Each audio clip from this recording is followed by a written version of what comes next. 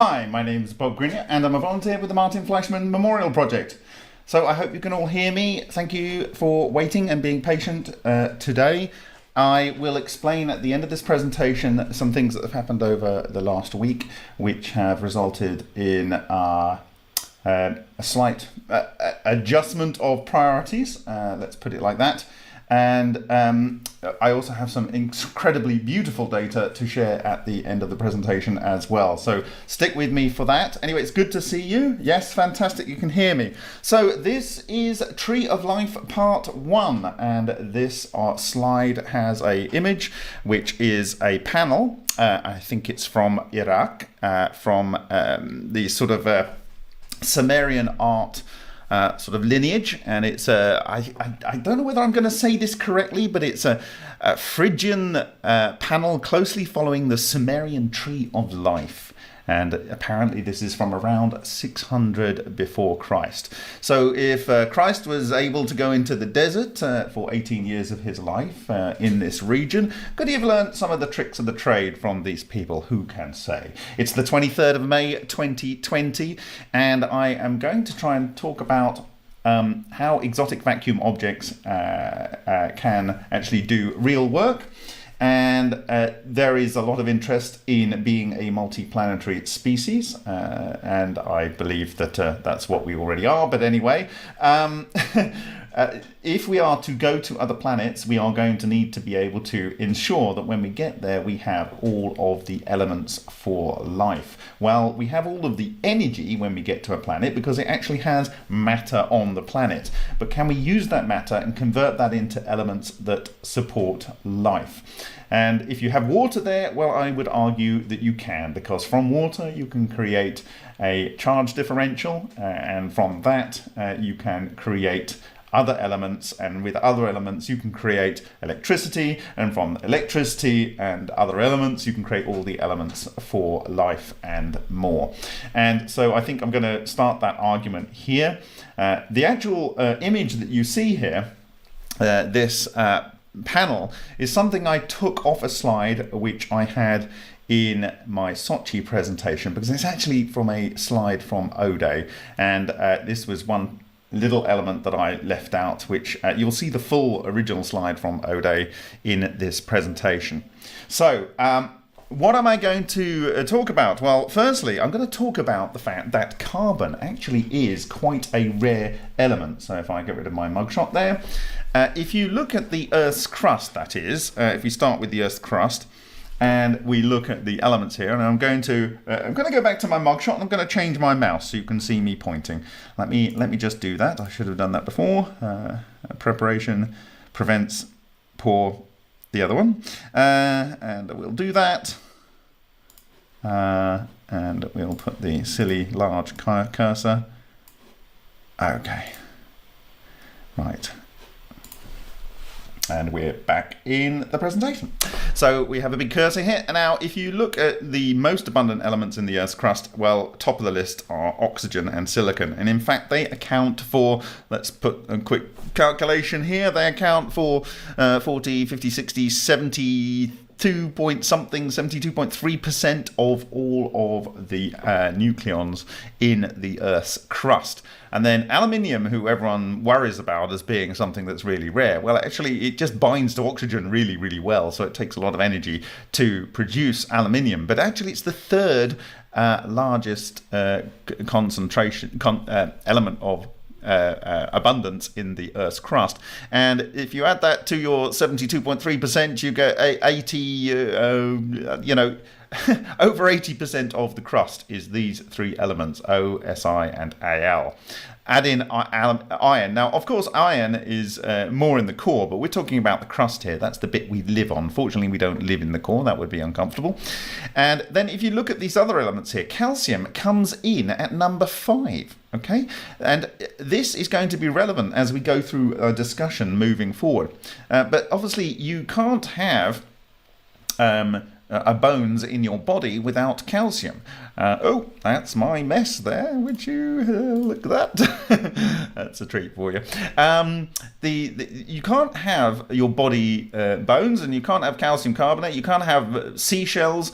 All kinds of things rely on this incredibly abundant element here. And calcium is double magic. It has 20 neutrons and 20 protons, which means it's extremely stable. So if anything was to transmute to calcium, it's unlikely to transmute away from calcium, or it's less likely. So we actually find calcium in many, many Lena reaction systems, and I believe the crust is a good way to know that that is something that we should expect.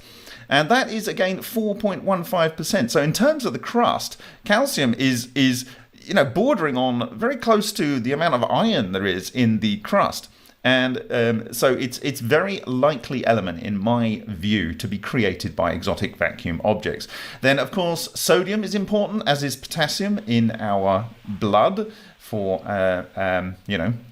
we're a saltwater creature. We don't live in the sea, but our blood is basically salty, and we have salt in the form of sodium chloride and potassium chloride. Magnesium here, we see all of these elements often produced in low-energy nuclear reactions.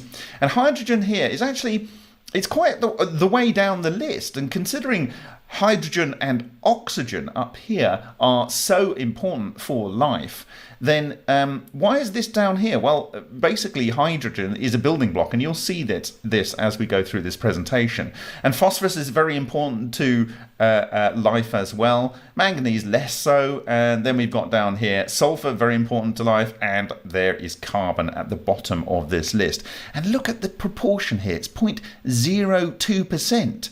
0.02%. So, when you compare all the other elements above it, this is a relatively rare element. And so, it's a precious resource, and people think of carbon dioxide as a terrible thing in the world. But actually, if we didn't have carbon, we couldn't exist, and neither could plants. And so there we go.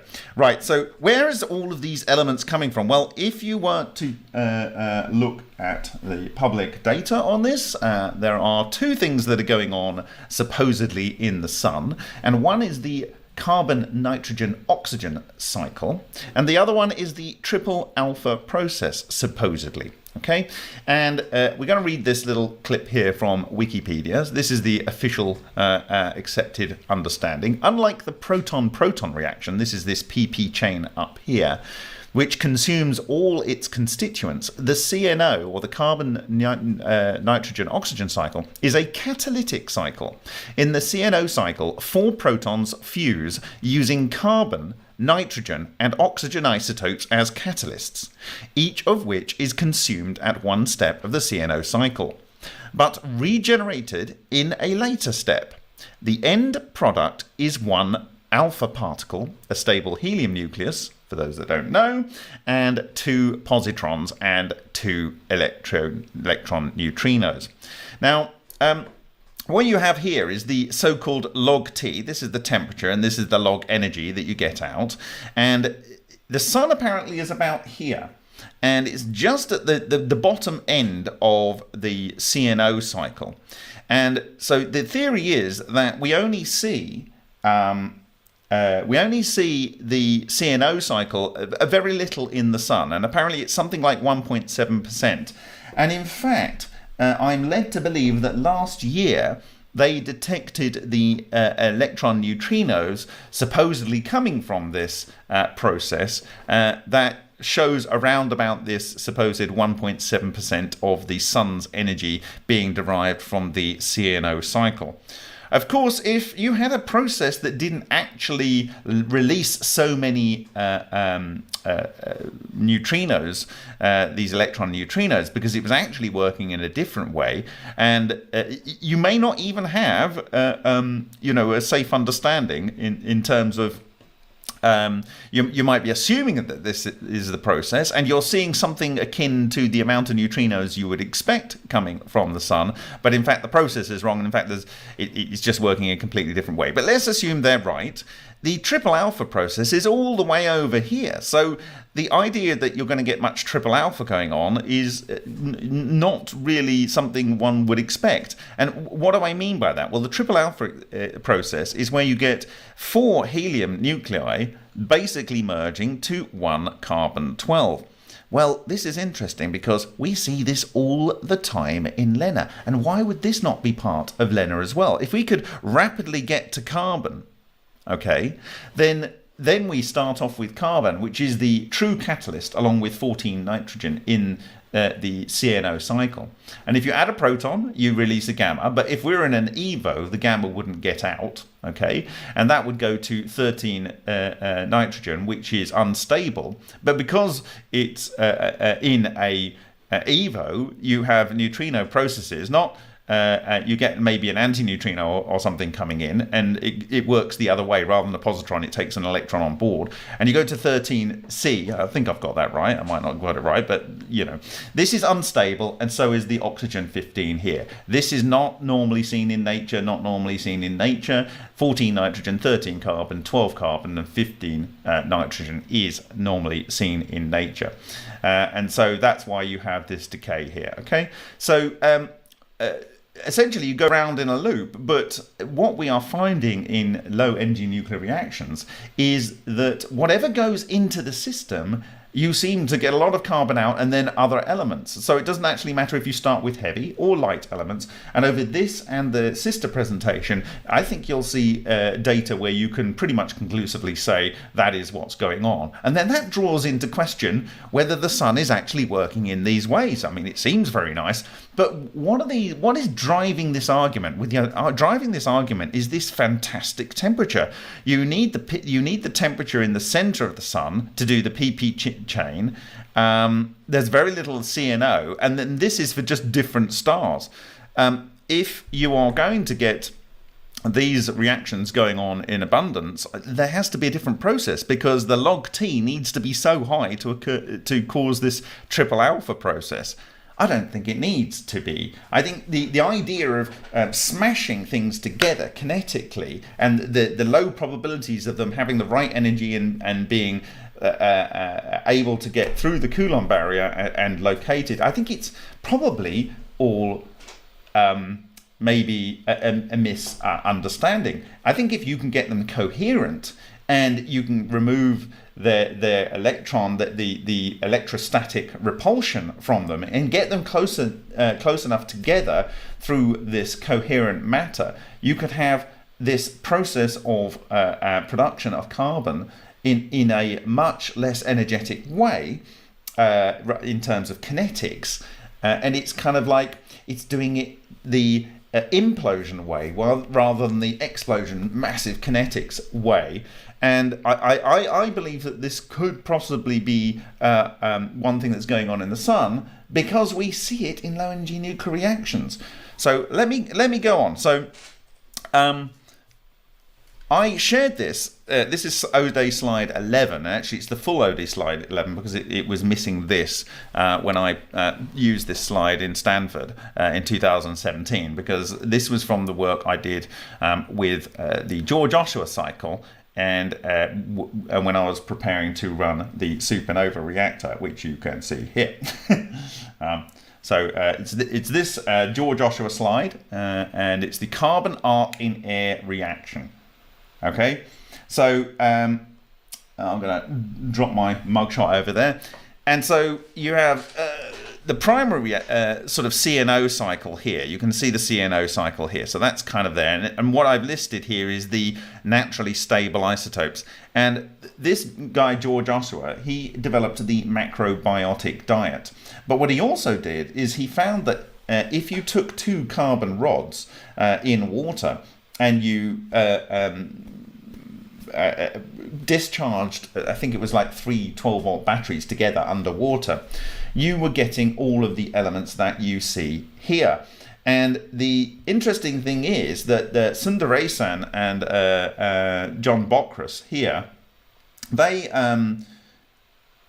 found that if you didn't have oxygen dissolved in the water, and I've said that this is very important, oxygen. If you didn't have oxygen dissolved in the water and you replaced it with nitrogen, you didn't get the ion production. So rather than this reaction where carbon and nitrogen, this could happen in the air, produces aluminium, and this, I believe, was observed by an HHO researcher called Slobodan Stankovic in Switzerland, in Swiss Hydro HHO Energy.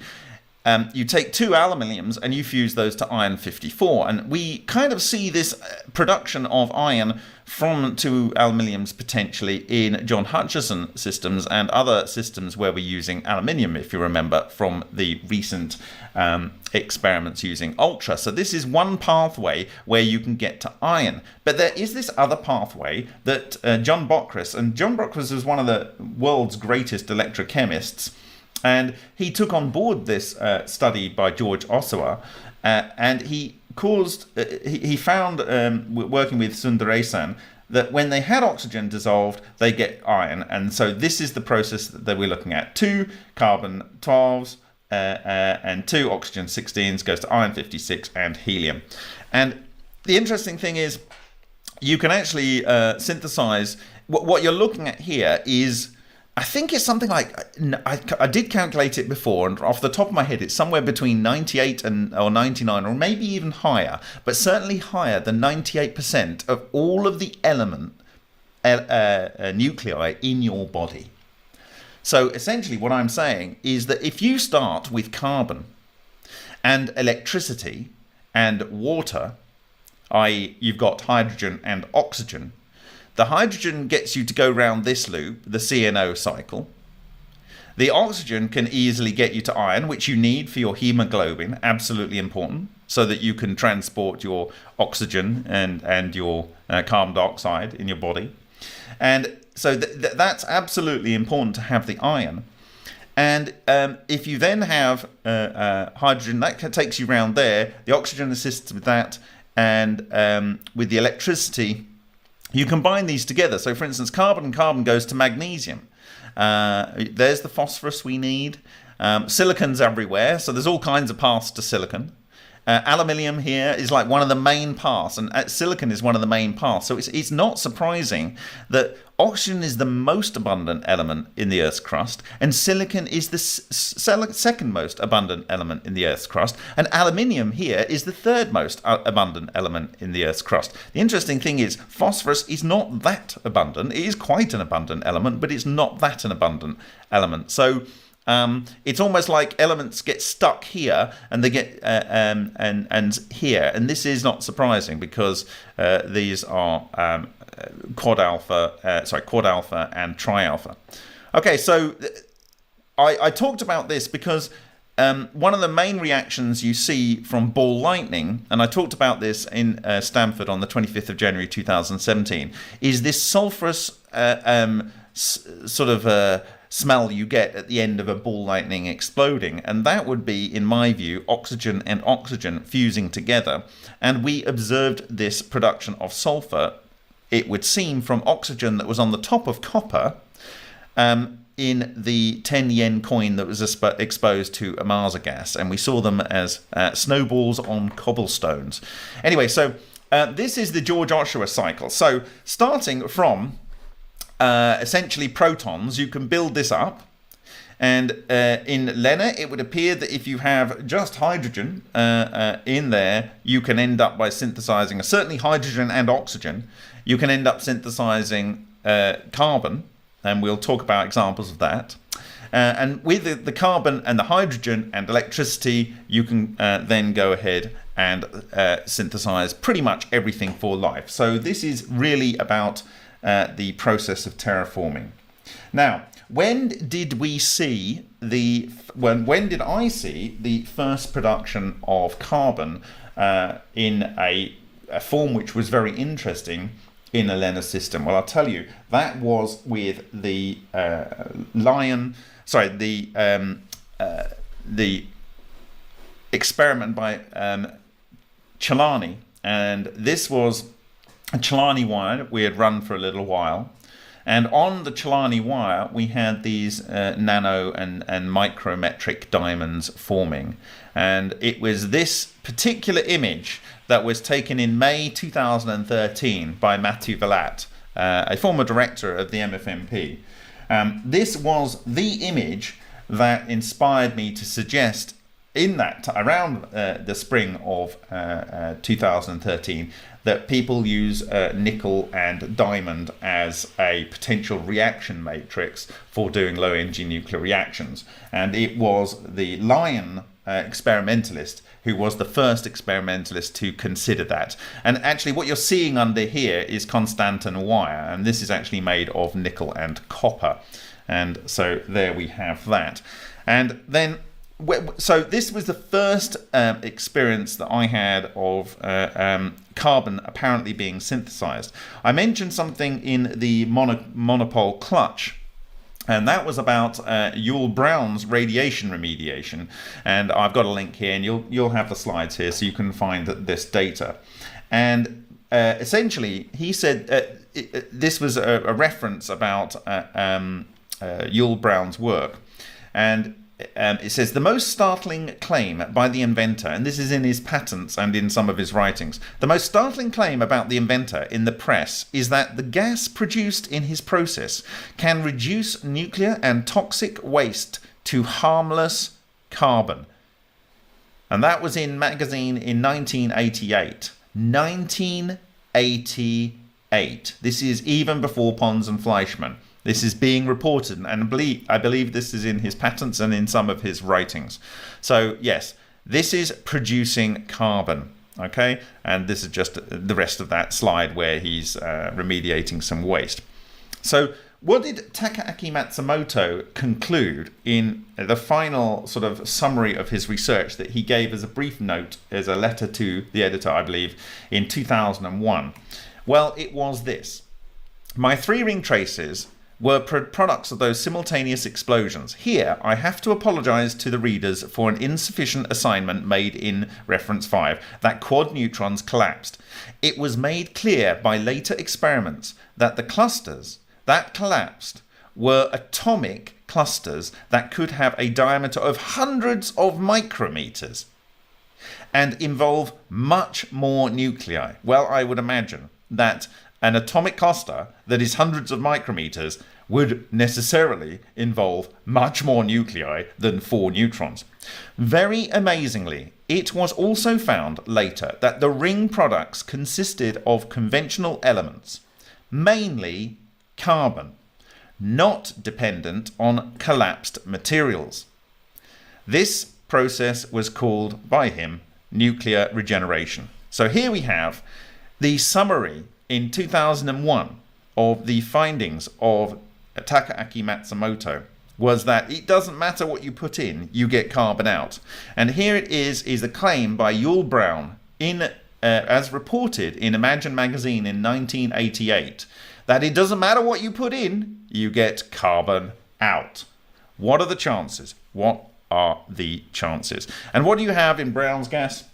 You have a highly energetic process with at least very intense electron exchanges, and you have hydrogen and you have oxygen. What am I saying you need? You need hydrogen, and well, if you start with water and you have electricity, I believe you can be well on your way to making the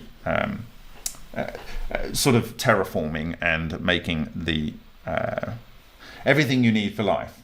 Okay, so what I'm showing you here now is, when I will, is the actual slide from the 4th of October 2018, but the real slide that I modified for that presentation, Seek and Share in Sochi, which is O-Day slide 52. So I'll show you that now. So it's called a Sumerian Tree of Life. And what we have here is something from 2017 from the Lion 1 inside of the quartz core. And you see something here that's bleeding out and deposits something here. It comes over here, pauses, comes over here, pauses, comes around here, pauses, comes round, pauses. And it's kind of leaving a trail behind it. It's like a vine. It's like a vine, and then it ends up with little flowering points along it. This is Shoulders from 2004. And you can see as it goes along, it has little branches that come off, and they come to end points. Okay, and this is from August the 8th, 2016. This is the Moscow Nuclear Physics Institute. And what you're looking at here is tungsten. And this is tungsten on the inside panel of a tokamak. Okay, so what you want is something that is supposedly good at dealing with high temperatures on your inside of your tokamak. You want to keep the plasma core confined, but there will be some radiation of heat, and there will also be some diachron instabilities, some Poincare instabilities, some all kinds of fluid dynamic instabilities in there that seem to come together, and they shoot off these things. I wonder what they could be. Anyway, they hit the wall of the reactor. And the kind of thing that you see are these, and they call them snowflakes, and they call them monopolar arcs, and you can go and read about it by following this link after the presentation. And you can see that you have a very similar thing, and it's ending up by these black areas. And what have I shown you? Well, I've shown you in other presentations that low-energy nuclear reactions can eat tungsten for breakfast. And when you are looking at an SEM like this, something that is darker like this is typically a lighter element. So if this is tungsten, could this possibly be oxygen and other alpha conjugate nuclei? I would imagine it is. So I believe what you're seeing here is the kind of equivalent to this, the kind of equivalent to this, and the interesting thing is, at the end of these, you have the fleur-de-lis, the little fruiting bodies on there. And it's almost like the actual process of what an EVO does is analogous to what a plant does. It's like the same thing, but on a different scale, where you have at the tips of your plant, you typically get the fruit, the flowers, and then you get the fruiting body, and that's where all of the sweet nutrients, all the good elements and compounds are placed. And it's like EVOs in these are definitely EVOs. I would almost certainly say that these are EVOs, but the products that you get from whatever you give it are the things that are best for life. And I believe that what he is saying here supports that, and I believe what Yul Brown found in the 1980s supports that too.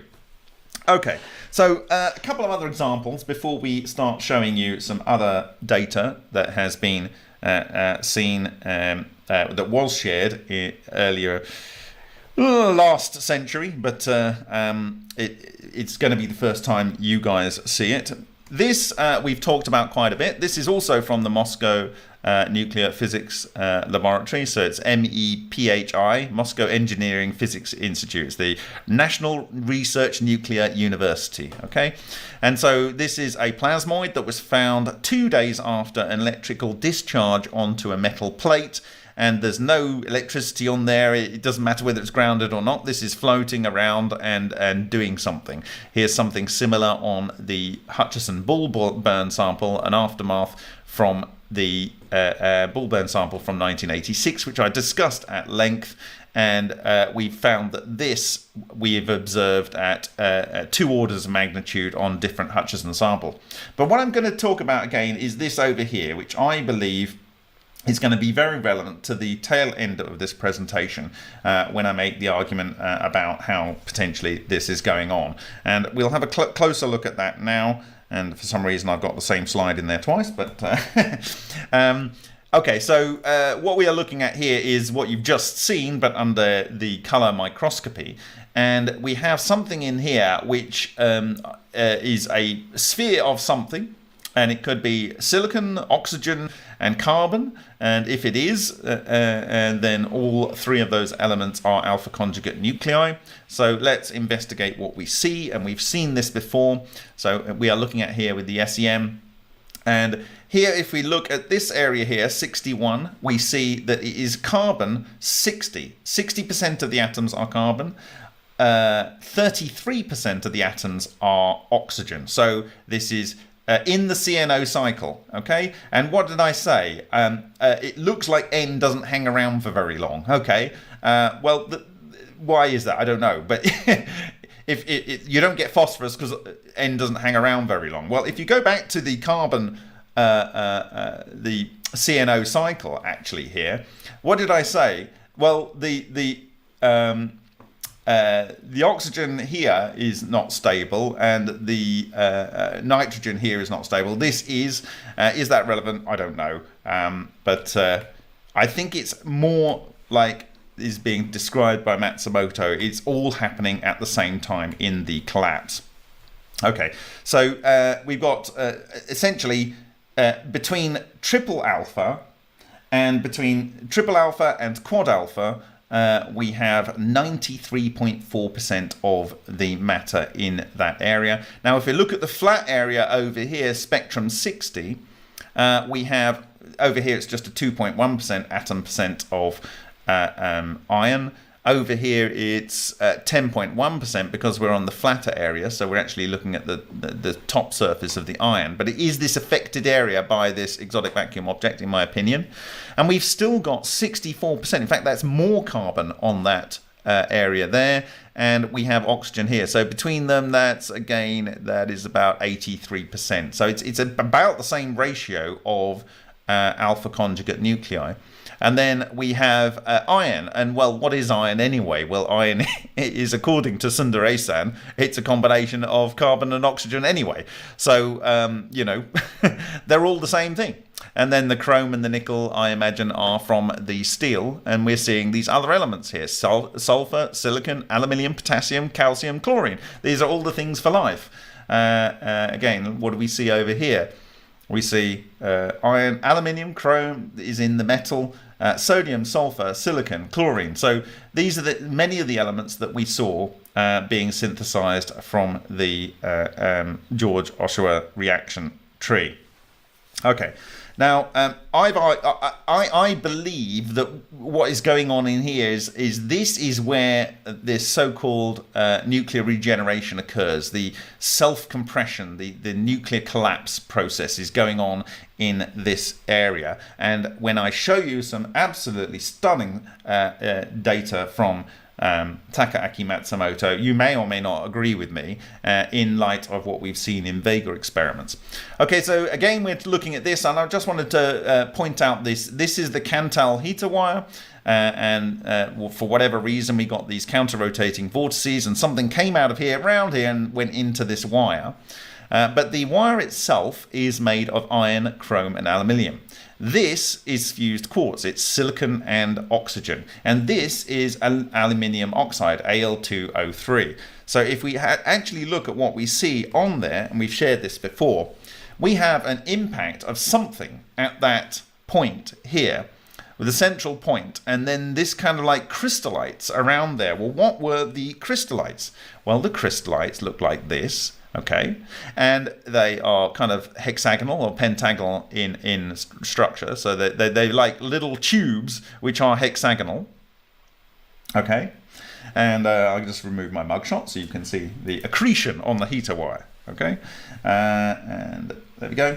And so the Cantal A1, which is the heater wire itself, its nominal composition contains between 0 and 0.08% of carbon. Okay, and then you've got your chrome is about 20.5 to 23.5, 5.8% aluminium, and the balance is iron. Okay, so what do we actually see in these crystals? We see by I think it's by atom percent, but anyway, 29%, like virtually 30%. 29% is carbon. No. And 65% is oxygen in these, whatever they are. Okay, so again, we're seeing something here which is around about 84% of carbon and oxygen, which is remarkably similar to the kind of 83% we're seeing here and 83% here. Okay, synthesized by this exotic vacuum object. Then we have aluminium, which is in the Cantal. There's some silicon, so there's actually between 0 and 0.7%. Well, 0.46% is between 0 and 0.7%, so that's not a surprise. Chromium seems to have disappeared. Very little chromium, but then this is a deposit on the top. Iron's there, but what we can say is it has aluminium, it has chrome, and it has iron. So yes, there is something going on here which is like Cantal, okay? However, where is this calcium coming from? We have 1.69% calcium. And if this is by percent, atom percent, that's actually quite heavy because these other elements are quite light by comparison. Okay, so we have a lot of calcium. This DEC alpha, as I call it, it's 10 alpha nuclei. It's a conjugate nuclei of basically, if you bunch a whole load of these together, you end up with this. Okay. Now, I talked about at the beginning of the presentation how once you've got these basic building blocks of alpha nuclei, and alpha itself forms helium, and that floats away as a gas, and you get lost that. So if you make 2 alpha and bring them together, I've talked about this before, that forms beryllium-8. Well, what happens is that decays extremely quickly to 2 alpha, and they float away. So the first alpha conjugate nuclei you can get is triple alpha. And so if you're going to build the other building blocks for life using this technology, forget what the sun's doing or a supernova is doing, using this technology, you need carbon, okay? And hydrogen and ideally oxygen and electricity, as I've argued before. But anyway, we can see that it appears to be making the carbon and oxygen, and if we've already got water, then we've got what we need to move forward. Now, what did Leclerc say? And now it's very sad because these things get taken off the web. So this is actually another slide from O-Day, the full slide. I shared something similar, I think, in my Sochi presentation, but it didn't have this extra bit on here. And I was talking about lead here. Now, lead is important, and I've argued why lead is important. So this is Leclerc. He's a researcher who looked at cavitation, and his company at the time was called Nanospire. And they found that by using water in a PVC tube and spinning it round with a piece of aluminium that had holes in it, he would create every element in the periodic table here in a stellar sort of distribution here. In fact, it's stellar up to here, and he's got iron up here as the end point of your stellar nucleosynthesis, and note calcium is high up here. And then this is supposedly supernova synthesis. And then this, from lead onwards, is happening as well. Okay, so you've got uranium, polonium, californium, and all kinds of americium here. So I actually believe all of this can be accounted for with exotic vacuum objects. It's just you're driving it too hard when you're going up here. When you're going up here, you're getting some of the things that S.V. Adamenko saw. Okay, but the interesting thing is you get a lot of lead. Now, lead is actually very, very abundant in the Earth's crust, often with sulfur, lead and sulfur. And so that is very interesting. It's also found with often tin. Which is right in the middle. So if you had an element over here and it's trying to do this averaging process with lead, you would end up with tin, wouldn't you? Okay. So there we go. So anyway, so we got lead. And the interesting thing about lead is it's actually the most heavy, or the most nucleons you can get in a nucleus without it becoming unstable. In fact, bismuth has a very long half-life, but it is actually unstable. So lead, if you wanted to test LENR's capability, you would choose lead, okay? You would see what would happen if we started with lead. Now, the other thing is, what I'm saying about carbon being your building block is that if you do have a system where you have a lot of carbon and you're driving it with your exotic vacuum objects very hard, you must first get rid of 55% of your carbon, according to the work of Leclerc. So you must drive beyond carbon to so that your carbon drops below 55% of the reaction matrix, and then you can start synthesizing iron and heavier elements. And guess what he's saying? It goes in alpha steps. This is alpha conjugate nuclei. So my realization that it needs alpha steps is one thing. But this was actually in the 760-page book by S.V. Adamenko that he published in 2006. So it wasn't an original idea, but it was the titanium that was exposed to a Marsa gas where we had polytetrafluoroethylene, Teflon, and we contacted the two. There was an explosion, and then we saw these what Solin called quantum coherent crystals forming with their gaps between them. And on some of those there were these spikes, and on the spikes you had basically nickel, then iron, then I think it was a chromium, and then titanium, something like that. And these are alpha steps going on. And then at the end, when it ran out of titanium plus alpha conjugates, it then ended up with just the carbon left, or the alphas, and it just dumped a spike, a carbon nanotube coming off the end. And so in that experiment that we did with Roish and Marsa, we showed this progression of how the exotic vacuum object is able to synthesize heavier elements, and as it kind of runs out of steam, it just dumps the remaining carbon payload, which might mean that you have to, exactly what it's saying here, is one is speaking to the other, that you have to get below a certain amount of carbon before you can start creating much heavier elements, because it'll always synthesize things down here, which are actually most of the elements for life, and most of the elements that you actually stand on or sit on or breathe. The actual main useful elements for life. So I have a link here to the YouTube where he's discussing this.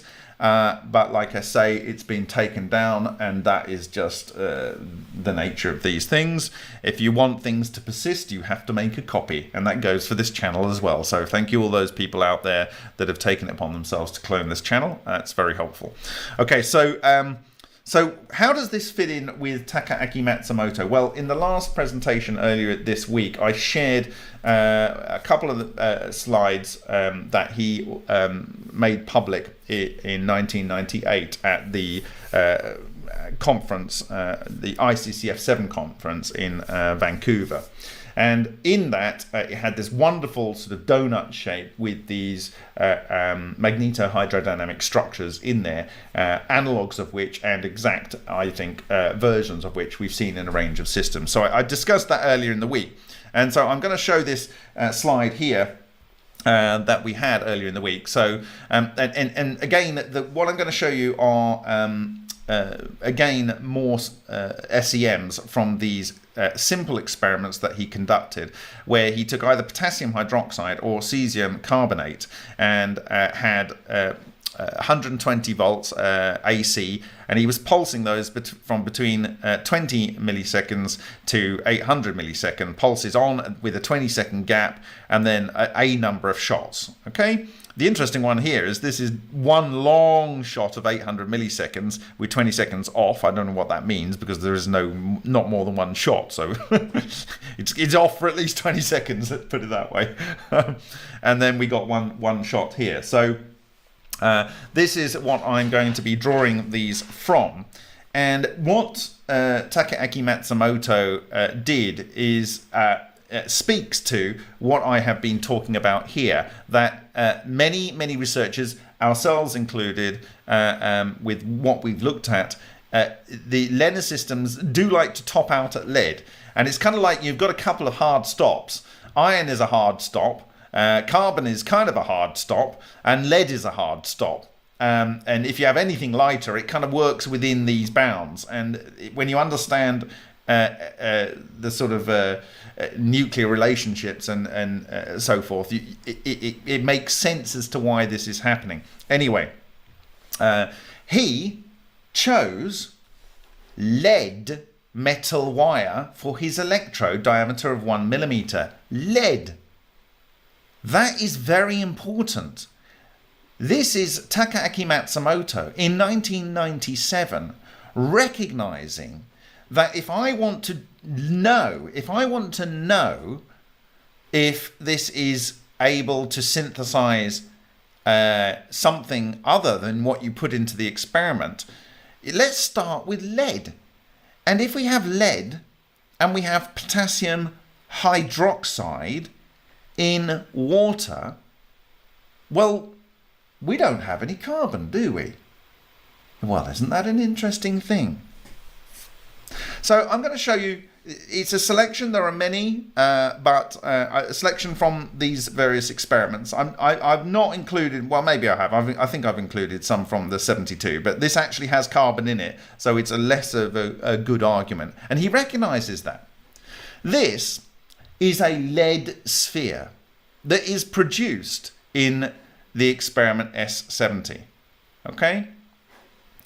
And this one is S70 CDA, okay? So eruption of carbon film from a lead ball.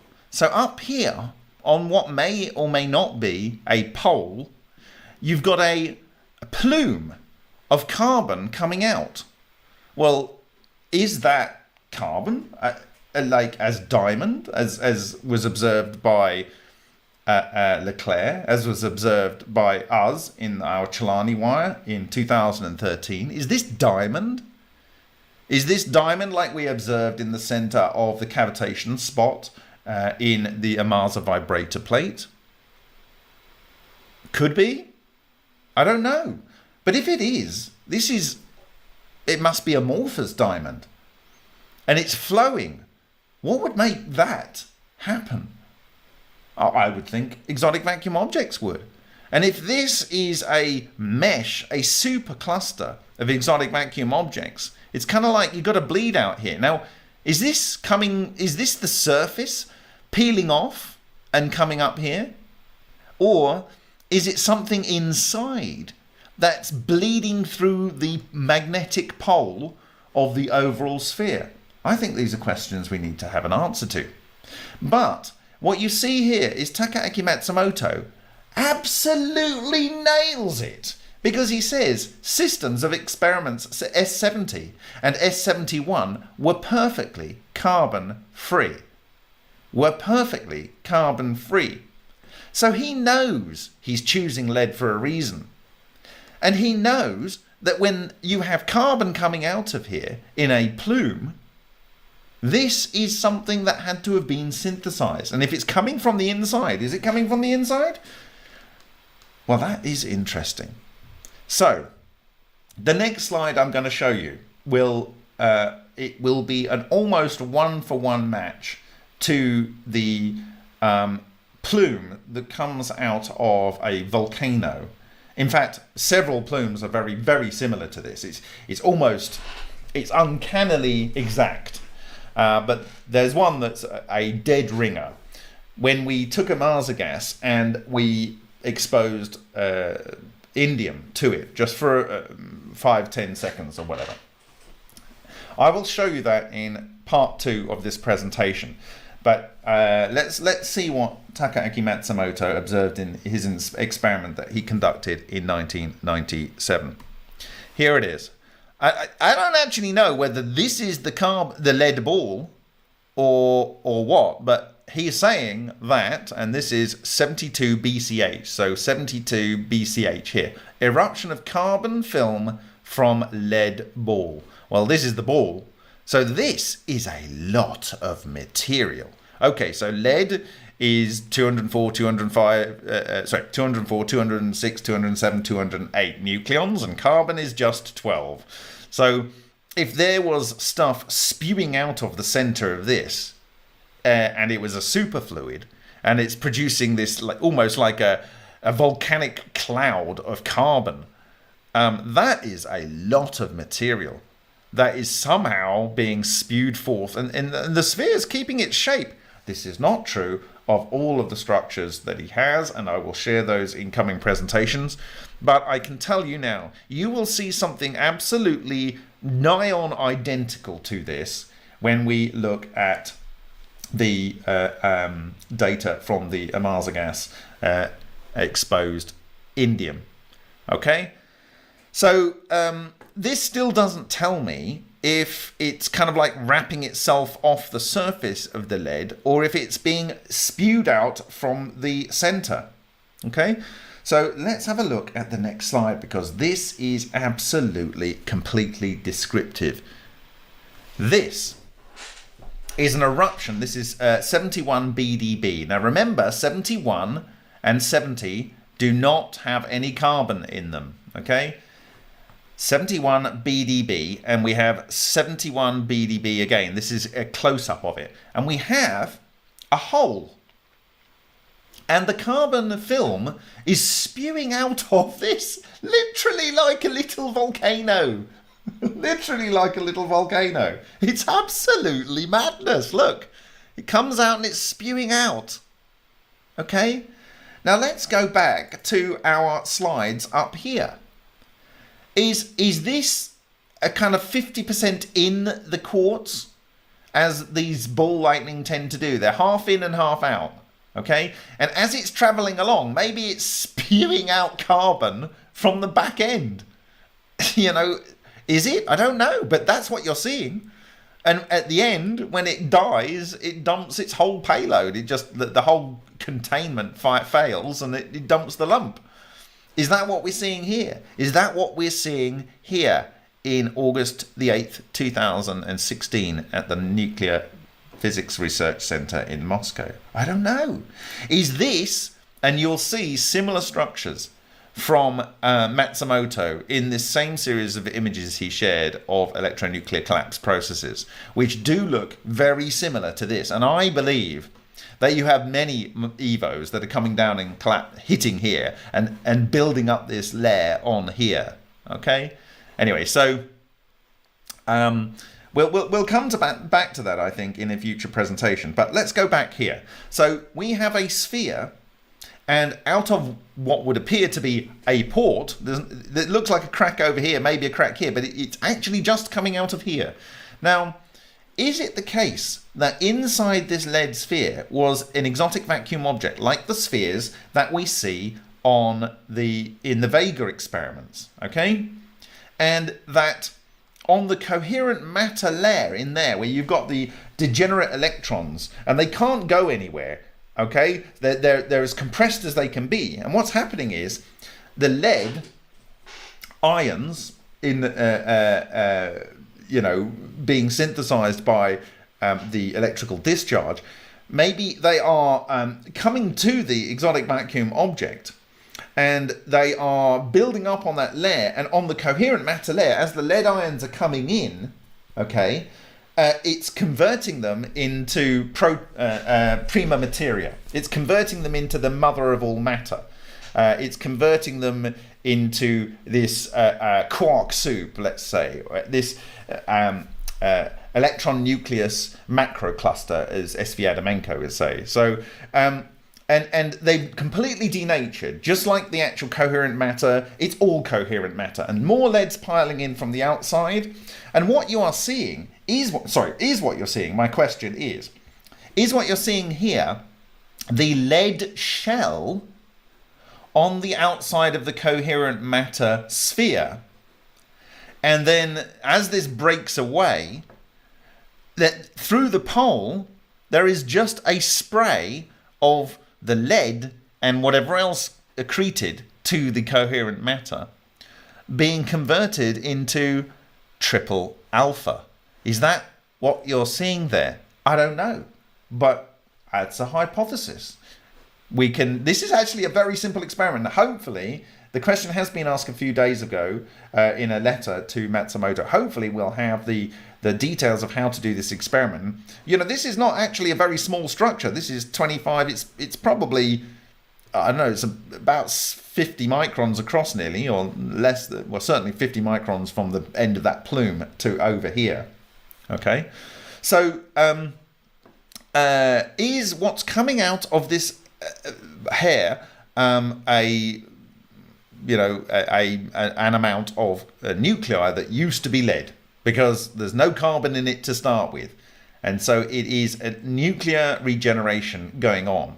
And would this explain the hollow balls that were observed by various Russian researchers, like Godin in the Vachayev replications. The Vachayev experiments are like, you have two copper electrodes, you have dirty water going through, and he gets all these metal balls being synthesized. And I understand, I think that they're hollow. And also Anatoly Klimov in his swirl, in swirl or inflow swirl reactor, he has a Tesla coil, he has an anode made of various materials, and a cathode. And he does like discharges, but he ends up with these little spheres, and the spheres are hollow.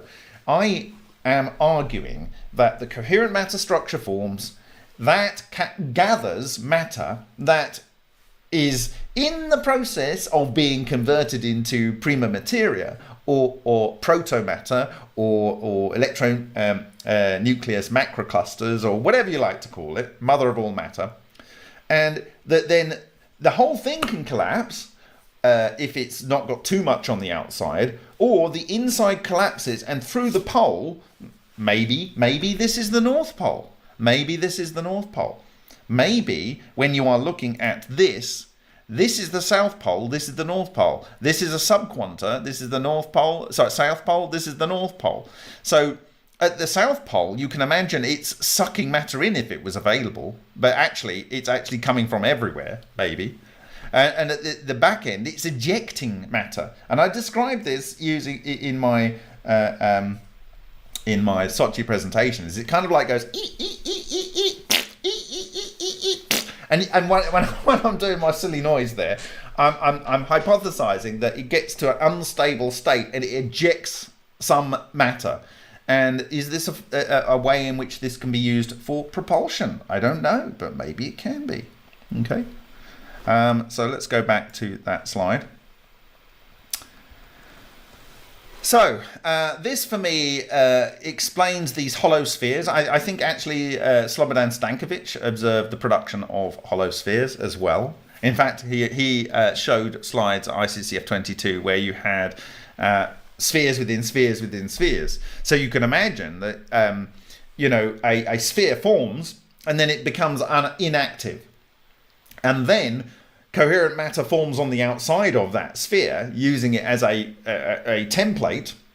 And then more matter comes in, goes around the coherent matter, and then that becomes inactive. And then it comes back and it does it again. So you end up with spheres within spheres within spheres. So that is my hypothesis for how Slobodan Stankovic observed those structures in his HHO exposed carbon. Okay, so now the next thing I'll show you is actually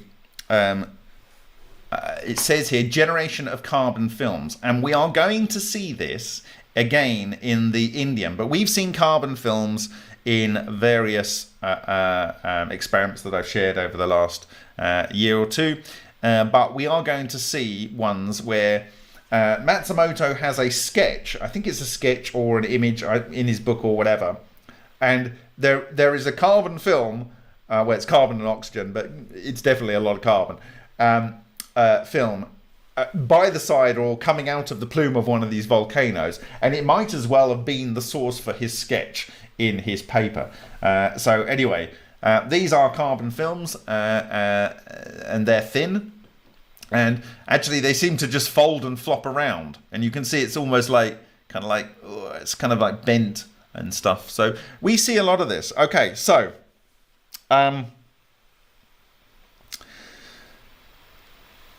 before I say something which is really rather shocking, and a reason why it's been a bit of a challenge for me this week, I just want to answer any of your questions. Do you have any questions?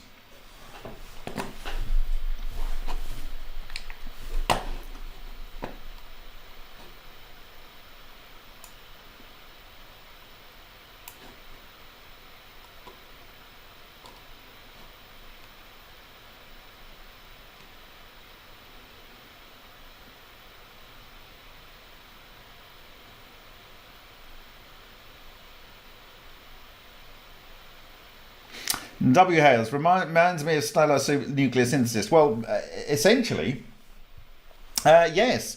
like I say, iron is a hard stop. So if you're going up to iron and you have other things, but and the iron is accreting on the outside, well, then you're going to get nuclear regeneration, and carbon's going to come out. So it's like you're going forward and then back, and going forward and back, and going forward and back. And it's only when you get rid of all less than 55% of the carbon that you then can push beyond iron. And so you can actually see the process. But I believe the process is happening in Lena. Everything points to it being the same process. And then you've got to argue yourself, is the sun actually working like this?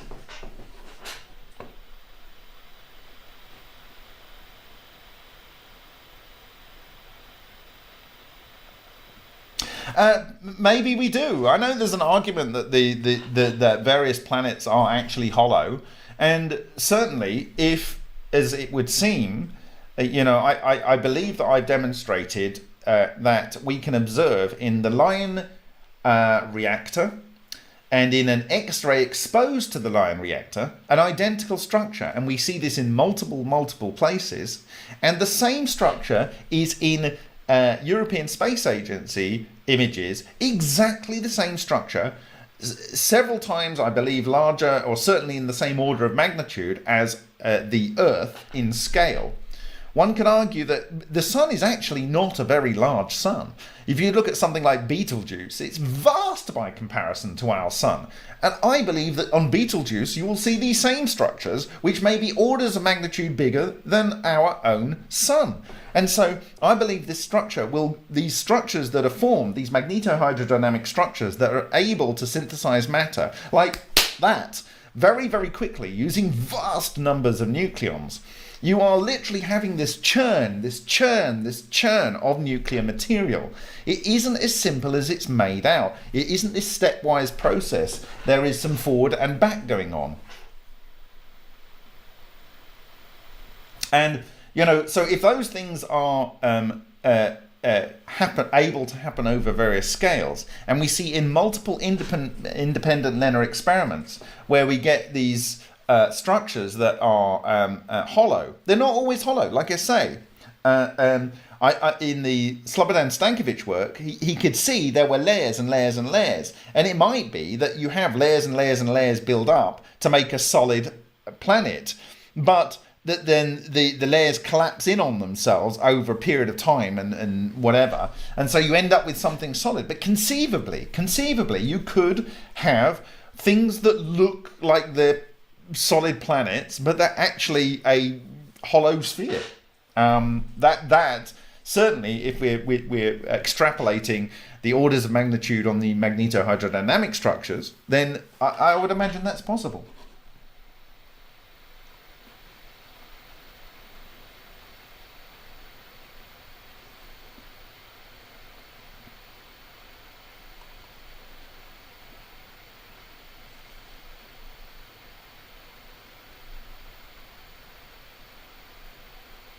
So is the carbon film white, or is that just a black and white image? They're all black and white images.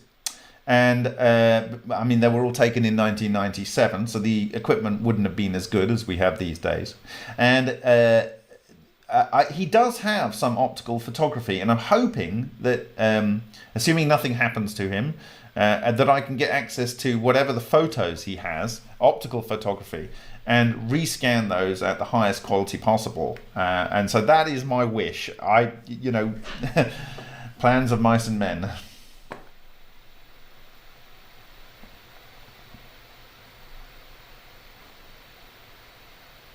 Well, why is the Earth pear-shaped? I think if you look at a lot of these structures that are in this data that I've just shared you, they're not exactly spherical, but they do tend to be spherical. It might be the larger they get, they become less spherical.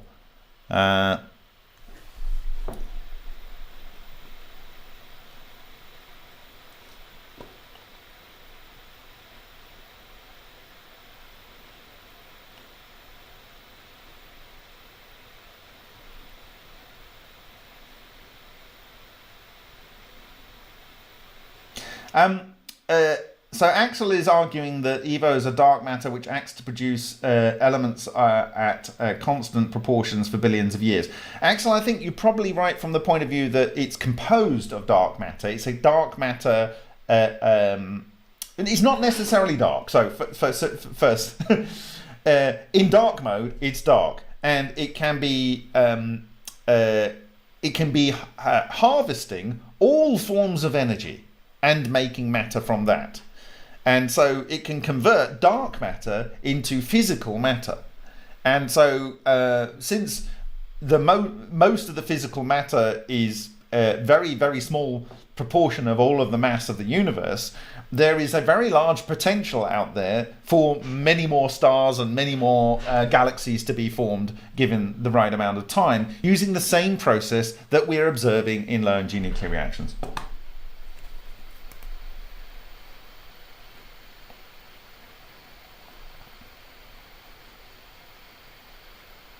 Yeah, but dark matter, primary, I think dark matter is potential matter. And so, like I say, exotic vacuum objects are, I called it the monopole clutch, but I was playing off Ken Shoulder's description of it being the universal clutch. It's able to convert matter into light, matter into dark matter into matter, matter into, whatever. Wherever you want to go with it. That's why I call it the gods toolbox. It does everything. There is nowhere to go from this. That's it. That's how it works.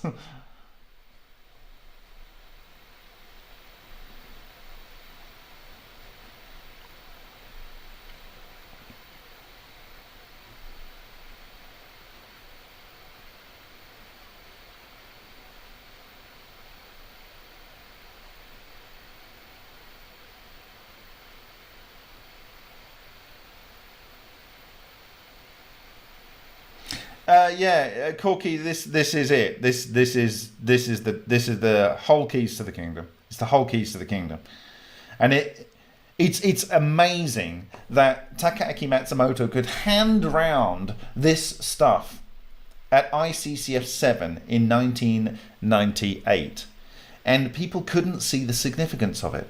He couldn't see the significance. Why did he choose lead? Why is he specifically saying here? Perfectly carbon-free, eruption of carbon film from hollow lead ball. I mean, it's everything is there. Everything is there. You just had to pay attention.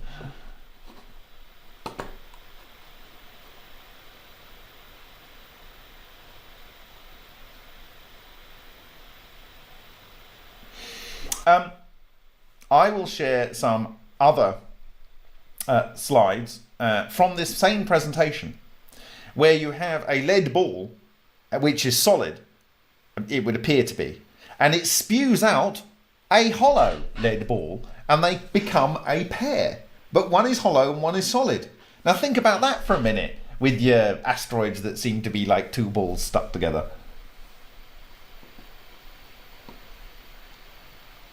The problem with terraforming something like the moon is it has 1/6 of the Earth's gravity, so it doesn't have the gravity in order to produce an atmosphere. You have to have a planet that's of suitable size. Yeah, and Mars isn't big enough. Venus maybe, but it's and then if it gets too big, then the atmospheric pressure is too large to support life. So you have to have habitable zone and the right kind of level of gravity to support an atmosphere, and in that respect, that is why Earth is such a beautiful blue globe that we live on, because it has this sweet spot. But there'll be trillions of planets out there with the right sweet spot. We just need to use this technology to get there. And if they haven't already got everything set up, ready to go for life, well, if they've got water, then I think you're pretty much good to go. You just need to, you can make electricity with the water, using cavitation, you can do what you need to do. So, you can get the whole ball rolling with just those two technologies.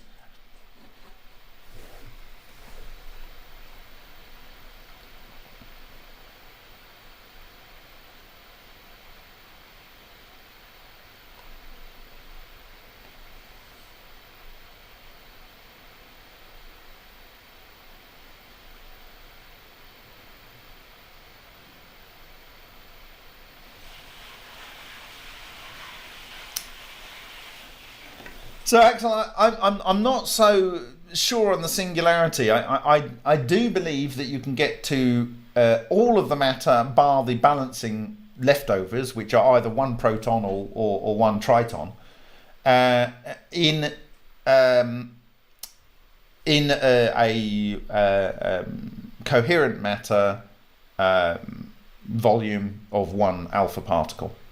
Now, if the pressure is slightly different, then you might have many different coherent matter waves within the same overall coherent matter structure, as I discussed when I looked at the hole and the bridge on the Hutchison fracture sample. So I don't think a singularity is an infinitesimal point. I think it's at least those nucleons. If you push it further, then it's still something. It still has a dimension in there.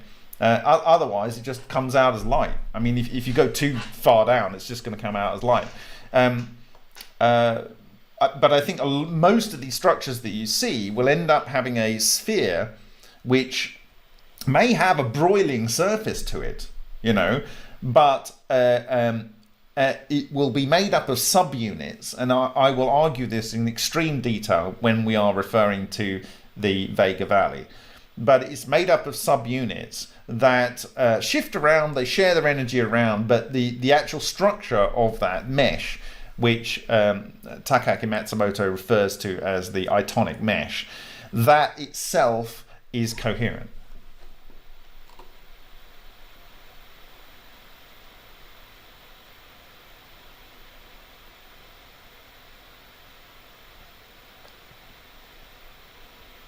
Do I believe EVOs affect gravity? Absolutely, they are have a relationship with gravity.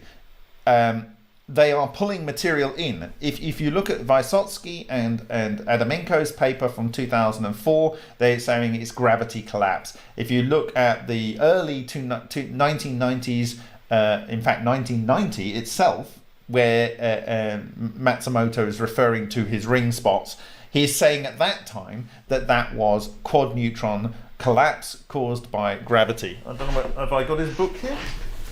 Right here. This is the front cover of his book in there, and it says on there, if I read it, miniban gravity decay of quad neutron. Gravity decay of quad neutron. Okay, and that's actually this structure. And this is from 1990. But this was his discovery, which in 2001 he says is not what happened. It's actually unmanageable numbers of nuclei in things that can be hundreds of micrometers across, and they all collapse. They can all collapse at the same time. Okay, so but in all cases it is gravity collapse. If you look at what we were looking at with Wheeler from his 1956 paper, I think it was, he is saying gions, which look like the structure that I derived from the Hutchison fracture sample, these tori, these kind of like electric and magnetic fields, the whole structure is held together by gravity. And so gravity, it's not just this is the interplay of gravity. It's what gravity is, kind of thing. I don't want to dwell on that. I'll talk about that when we come to the propulsion side of things.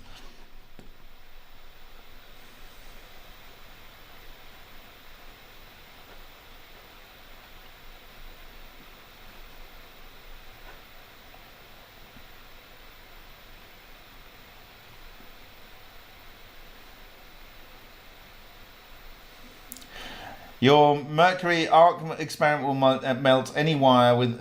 yeah, well, I think what you're getting is coherence there, Bestoic. What we found in the Vega experiments is they can sit there all day long doing nothing, but if you get the right energy at the right amount, then it'll just start consuming whatever the metal is. Doesn't matter whether it's tungsten or nickel or whatever. It'll just consume it. And it is very clearly consuming it on the very thin boundary layer, this inside surface of the double layer. And I believe that's where you have the electron degeneracy to the point where it's like a stiff balloon, and the electrons are all piling in and the matter's piling in from the outside, but it can't get any more packed. And so it ranges itself until everything is at the same energy, and all are in phase, and then that's coherent, and suddenly that starts to act as one big electron, or one big whatever it is, and it can just chew up the matter around it.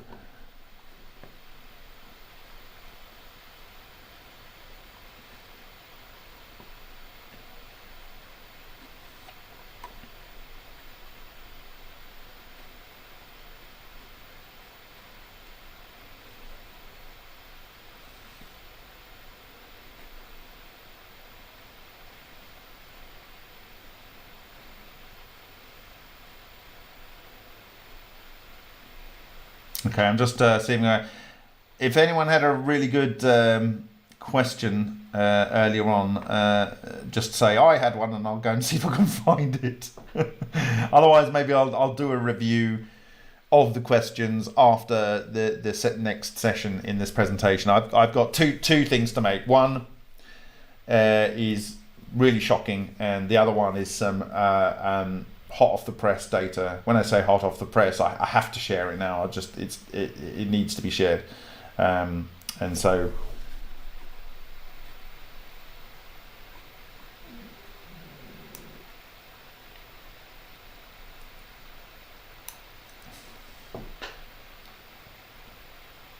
Okay, I'll just see if I can spot any questions looking up quick.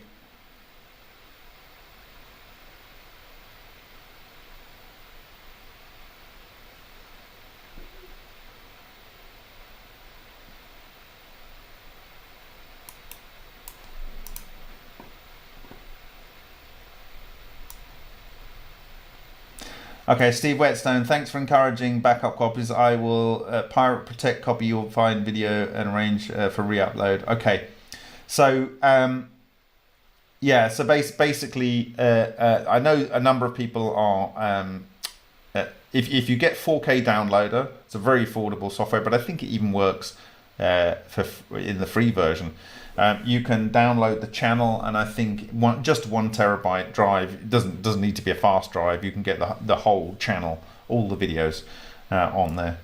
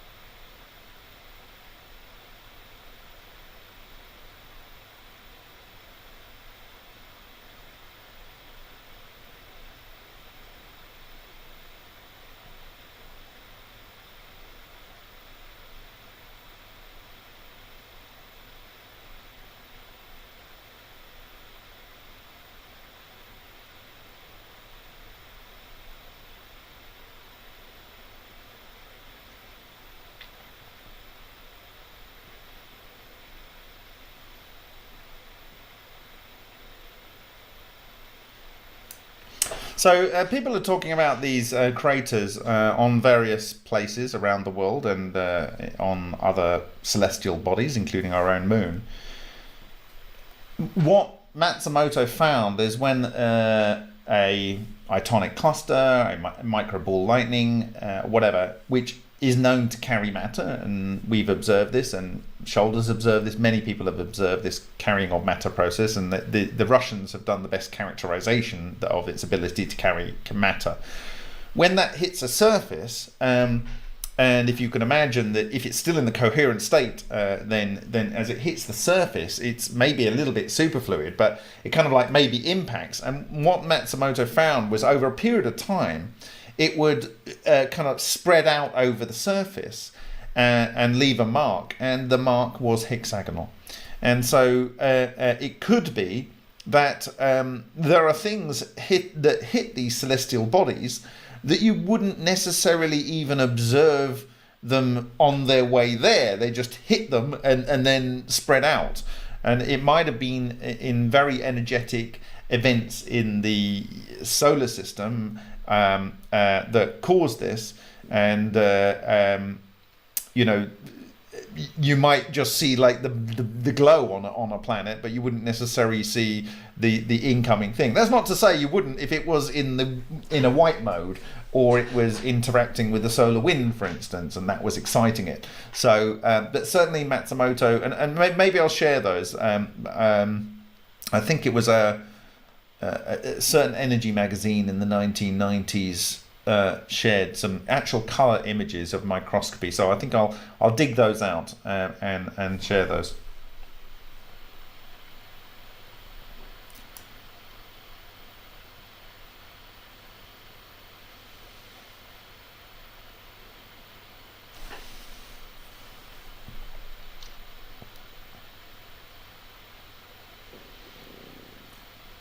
Okay.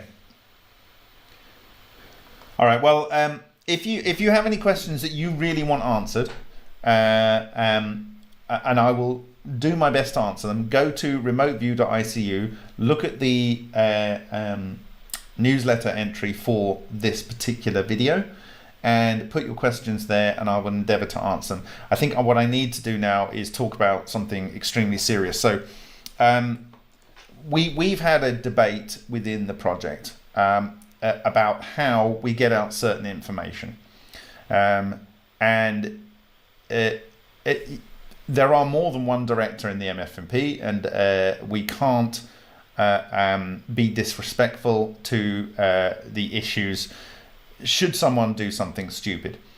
And we have had an unimaginable amount of different approaches to try and destroy the project. I've talked about this in the past to some degree, but it's much worse than you could possibly imagine. And no one wants to be in a position where someone is encouraged to do something stupid, or doesn't do something stupid, but is portrayed as having done something stupid, and then that is used as a pretext to shut us down by lawfare, i.e. it's not like there is any truth to us doing something that caused someone else to do something, but it doesn't matter. They would use the lawfare to cause a problem for us. So I've been trying to the very first video that we took, and you can go and look at this on our channel, go way back to 2012. Francesco Celani was the first man to have courage to share his technology with the MFMP.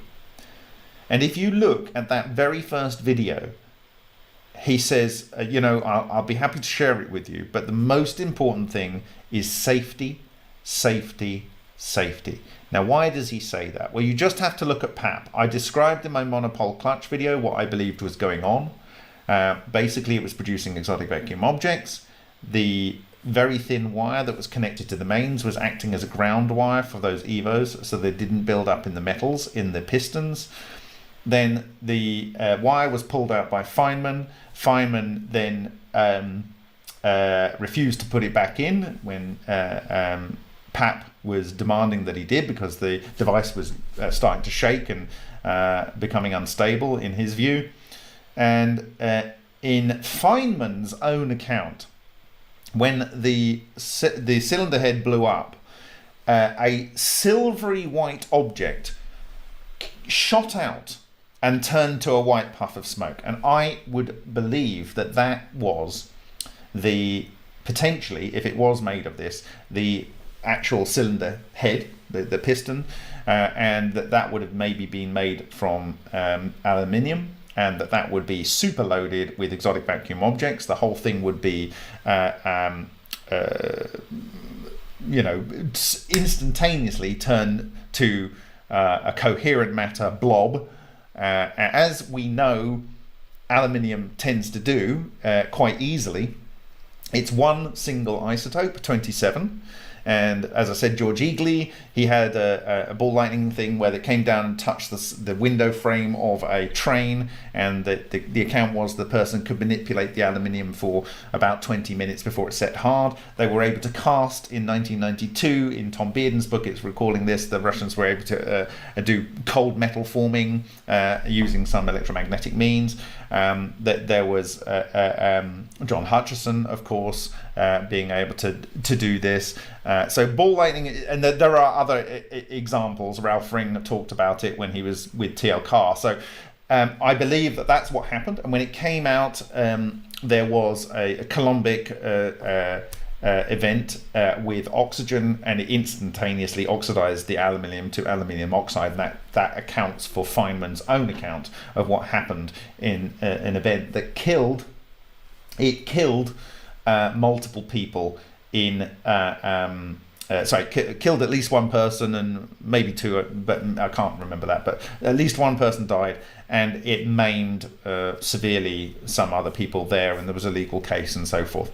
I know that a very serious event had happened in the mid-1980s with Pons and Fleischmann, and that, I have argued, was an exotic vacuum object, coherent matter, formed out of 1 cc of palladium with deuterium, and then that exploded and went through and vaporized a load of concrete in the room and so forth. I believe a similar event happened with Mike McCubry at SRI, and a person was killed there. It's put down to a hydrogen explosion by some parties. I believe a coherent matter state was formed, and it caused a very unfortunate incident. And I believe that when I was with Suhas Ralkar, you can go and look at the SteamIt channel. There is a thing called brilliant light shower, and what it was is that every so often we would have these massive flashes that gave out this sort of blue, like kind of like you would get off a black light, UV light, and it would fill the entire room, incredibly intense. And in a good number of those events, the huge industrial three-phase power supply would trip out. And I think that was a coherent matter explosion, EMP, and the fact that these exotic vacuum objects can, in the case of aluminium, make them soft, but in the case of iron, like you might imagine that the actual engine was for PAP, it just causes it to split like it does with John Hutchison iron-based materials. And I've argued exactly, in my view, why that occurs. So if you let these things build up, there's nothing that will stop them. Now, in the second part of this presentation, I will share unimaginably amazing data that supports this hypothesis by Yul Brown of what he was reporting in the public in 1988, and what is reported in this work that I'm sharing with you tonight from 1998 by Takaaki Matsumoto. I think it's an absolute slam dunk for both of those, and that we can synthesize elements.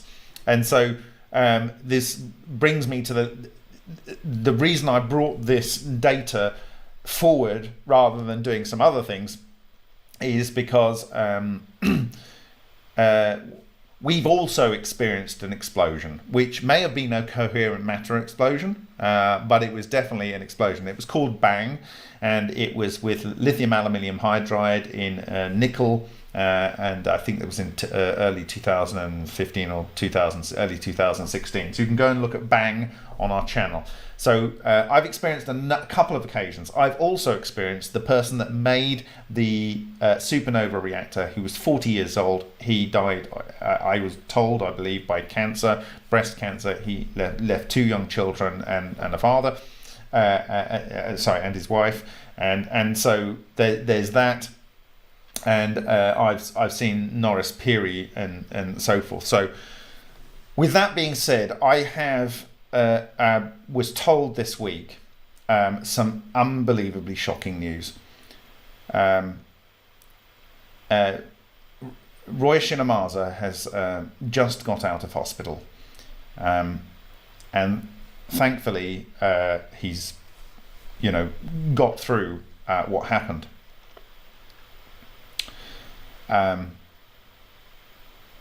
When you see me in Japan and I'm wearing whatever safety glasses I could get, and I didn't know much about HHO, but I did respect it because of what I'd seen with the various experiments of Suhas Ralkar. I knew it needed to be respected. But what happened was, this is the story I was told earlier this week. Those people that know how to do HHO, they will have a backflow, and this is kind of like a device to prevent flame propagation from the nozzle through to the chamber in which the gas is being produced. I am told that for whatever reason, and I actually asked when I was going down to do our tests, have you got like one of these devices on there? And I was told yes. This wasn't put on, and there was a catastrophic explosion. Roy Shinamaza survived, but one of the people I was working with there was killed.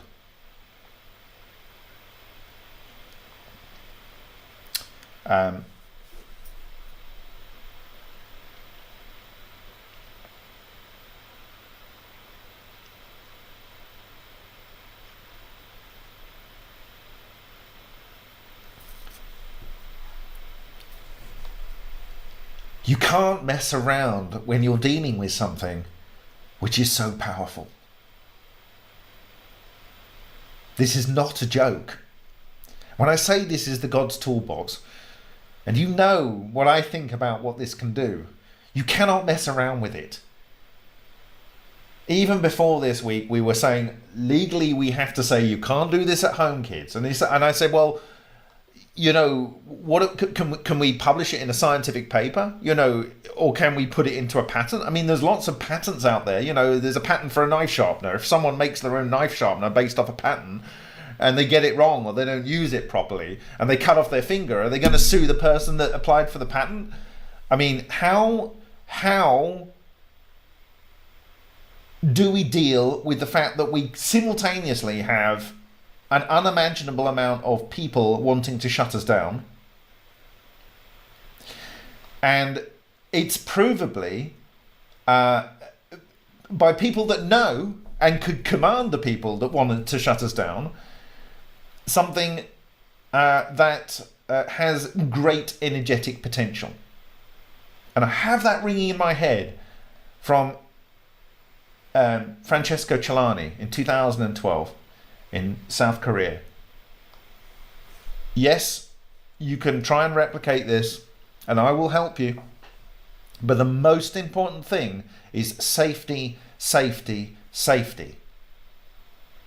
That was long before I knew about strange radiation. That was long before I knew that this thing could go into your body and it can change your DNA, can smash up your DNA. Now, mainstream, they just try and explain everything with it's just a hydrogen explosion. No, it's not. This is much, much more interesting and also much, much, much more powerful. And it works in very, very different ways. Coherent matter it's the toolbox. It's the God's toolbox. And it has to be respected. So I'm really, really sorry for the person that's died.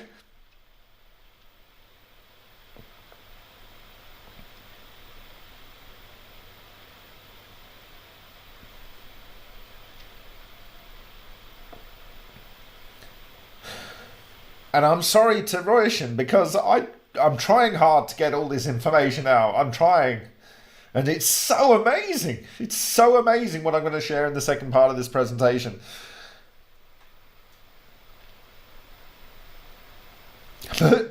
Don't just go out and get yourself an HHO unit and start doing stuff. Because it's very dangerous.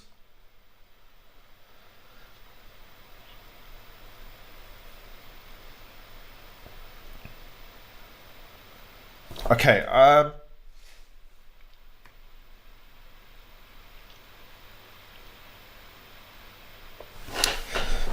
Okay, I've got something.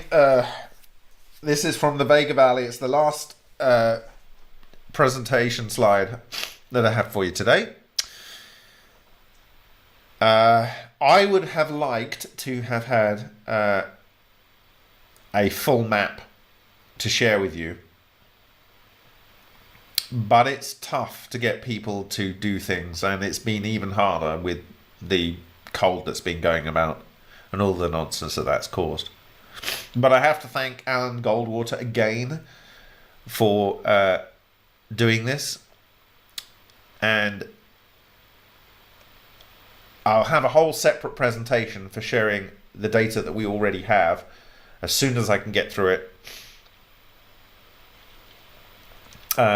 But already with what I'm going to show you now in this one slide, it is amazing. It's absolutely amazing. It does need for us to be able to see where these things are occurring. But I believe that the Vega Valley is a coherent matter structure. It's a aggregation of that structure, and I will talk about how that comes about, and I will do my best to explain the formations that some of the formations that you're going to see that you've already seen in video, but you're going to see them in unbelievable detail. So without further ado, I will share that.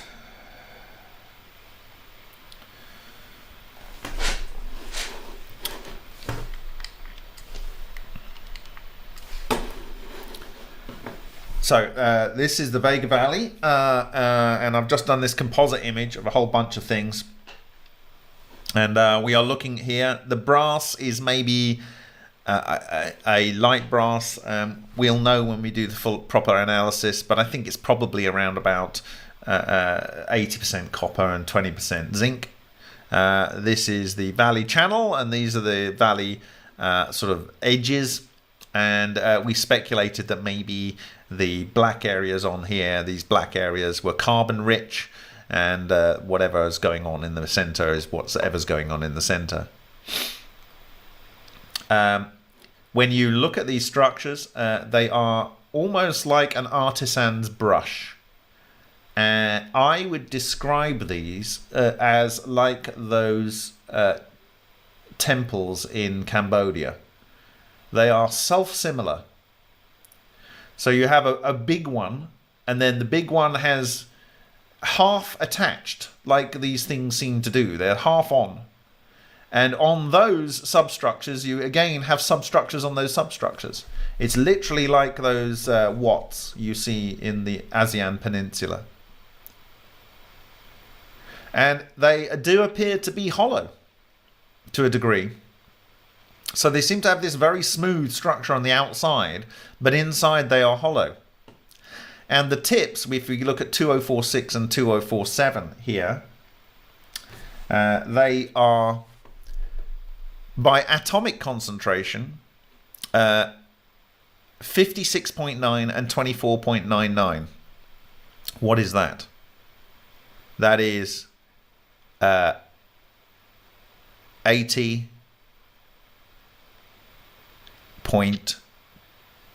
82, 81, very, very close towards the tip, as we've observed in two other different data sets.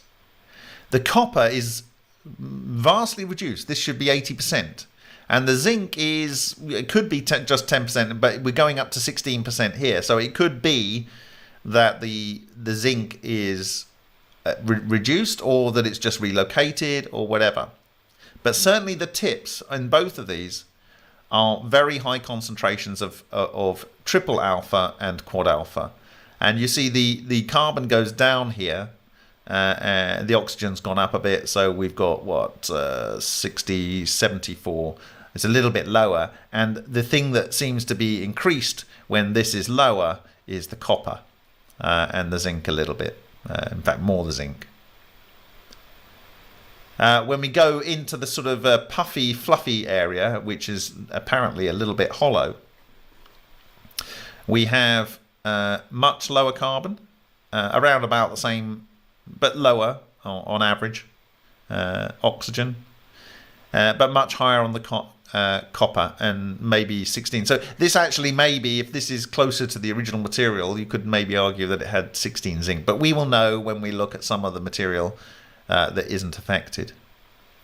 So the hypothesis that the blacker areas here were carbon rich is borne out by the SEM data. And we've done all kinds of line gradients and so forth. So I can tell you now that if we were to put a line from here to here, this tip would have the highest carbon, and then it would go down and go down here, and then this tip would have a higher carbon than the area here or the area here. So these really are, in my view, they are self-similar, self-organized structures that are driving what you are seeing here. And they are highly aligned, as we saw in the microscopy and in the macro photography and videos that I've shared. Now, this is another fragment that came out of the sample. Now, all of these fragments that are being looked at here by Alan Goldwater, they are from the sample. If you go, there's a video where I actually knock off a few bits and I look at it under the microscope, and some of them are like jumping around a bit. So you can actually go and see, and maybe you can even find these particular bits that are shown here on this composite shot. But what I find very interesting about this lump here, and I said that this area here, this kind of area here, is very brittle, and there are different forms of it as you go up and down the valley. I don't know whether this bit here is coming from an area like this. It may or may not be. But this is why we need to look at the whole sample and to see if something like this appears somewhere else. I suspect it does. And I'll tell you why I suspect it does. Because look at this. We have 73% carbon bioatoms and 25%. So that's 80, 70, 80, 90, nearly, God, it's nearly 90%, isn't it? It's more than that, isn't it? 98%, 98%. It's a lot. It's a lot of carbon and oxygen. But you know what else is there? It's calcium. And look at it here. 76%, 10%, and then 7.39% calcium. Now, every single one of these sample spots has copper and zinc. So one might conclude that this is something to do with this sample. The one proviso I have is maybe these were in the same sample container and there was a little bit of copper and zinc that broke off some of these and contaminated these spots. But anyway, that aside, if we are to assume that this is some of this brittle material, then what it's done is it's converted it into triple alpha, quad alpha, and dec alpha. Okay? And there's nearly no copper and zinc left. Okay? But it's not just that. If you look at what you see here, you have these magnetohydrodynamic structures, these circular structures in here. And this one's got like a hexagon structure around the core with a hole in the center. A hexagon-like structure around the core with a hole in the center. And they're sort of spaced semi-regularly. So I cannot wait to get and inspect this. And it's just frustrating that it's taking so long. It's just frustrating. But here we go. I believe that this supports everything that we've said in the video above. And that whether the EVO is in here or whether the EVO is in here, whatever. I believe that this is due to coherent matter and it's self-similar and self-organizing. So with that, that is your lot for tonight. Does anyone have any questions? And I'm sorry for the grimness there, but I think it's I have to say it really. It's just the truth.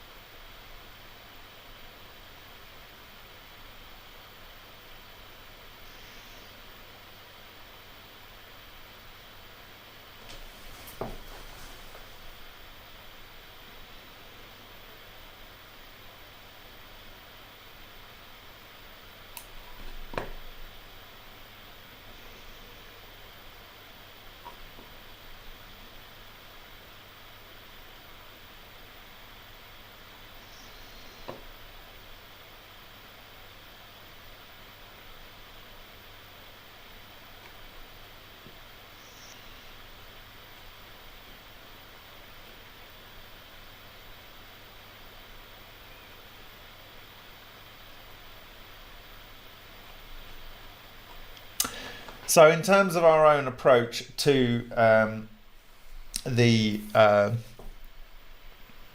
brown gas generator, the intention was to hire a 20-foot container, put it in there with in and out venting, out in an outside space, and have a long hose and remotely turn it on and off.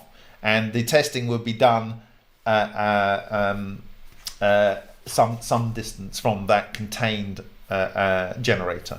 So we already planned for this, but it really brings home the nature of what this is. It's one thing to hear in 1988 or read that a piece of newspaper article in 1988 or a journal or a magazine article is saying that this is able to convert pretty much anything to carbon, and to have seen that in many experiments. It's a different thing to really come to terms with the fact that this is the God's toolbox, and it's able to change matter into light, and light into matter, and dark matter into matter, and matter into dark matter, and all of the above. And that can be done in a way that is almost imperceptible, and it can be done in a way that is highly destructive. And so it might be that the pressure is the thing that kills, but it is the fact that containment can be completely negated by exotic vacuum objects, as I believe happened in the PAP engine when the bleeding through the ground wire was removed by Feynman.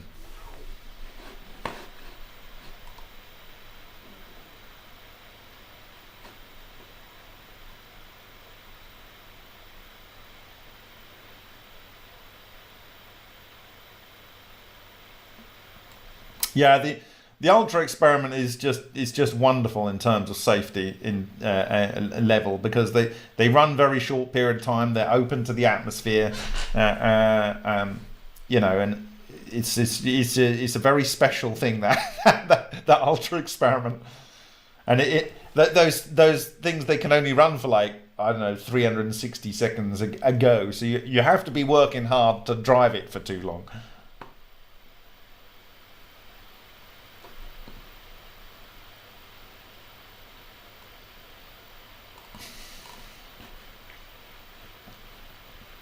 We can learn from this. I mean, like I said, we were prepared for doing our Brown's gas testing. In fact, on the team, we have one of the world's best HHO operators in Slobodan Stankovic, and so we will be using his experience when that comes about. But I want to be able to confirm what I'm going to show you in the second part of this video presentation set, because it is just mind-blowing. It is. I've already shown enough to show that a Marsa gas is LENR in a can. It's low energy nuclear reactions in a can. it's like a few seconds and you're getting unbelievable transmutation. And it's not that it does, it just follows the same patterns every time. And it follows what Matsumoto showed in these images that I showed tonight, particularly the ones where you have, let me go there, particularly these ones, where you have this plume coming out of the ball. You will see this, and you will see something similar to this, and you will see something similar to this, and something similar to this, and it's so clear. And there's more, because it doesn't only necessarily produce just carbon. If it's pushed harder, you get silicon and so forth. So you will see that in other slides that I will share from him in the second part of this presentation series.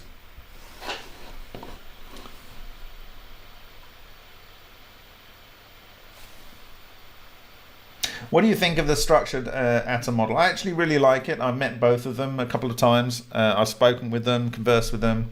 I have no problem accepting that the neutron is just an electron, and the proton proton electron make a neutron. There is that balance of the neutrino or antineutrino depending on which way it's going.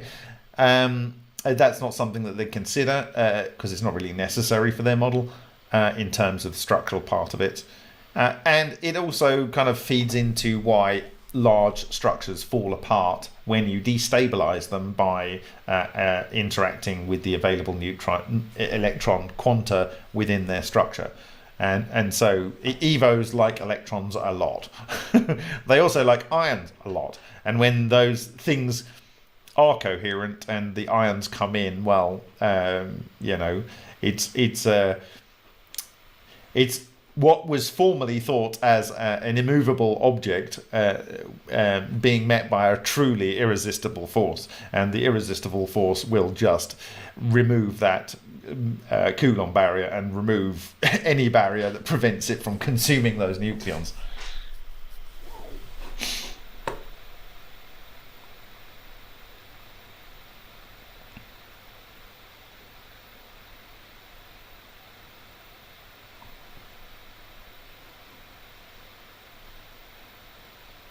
Okay, question from Steve Whetstone. Would an NMRI, nuclear magnetic resonance image 3D scan of these materials be helpful? Yes, it would. Well, yeah. Anything that could look at the internal structure of them would be useful, yeah. Of course. Absolutely. All analysis would be good. I mean, when the university up the road said, "Oh, can we look at the Vega Valley, and we'll need to cut it, and then we'll need to wash it, and then we'll need to ultrasonically clean it," and I'm thinking, you are not putting this in any ultrasonic tank. Firstly, you don't even know what ultrasonic can do, and secondly, it's brittle. You'll smash it up, and I want to see where everything is. I don't want to clean off the carbon or whatever salts there are on there. I want to know what's on there. That's the whole point of leaving it exactly as it is.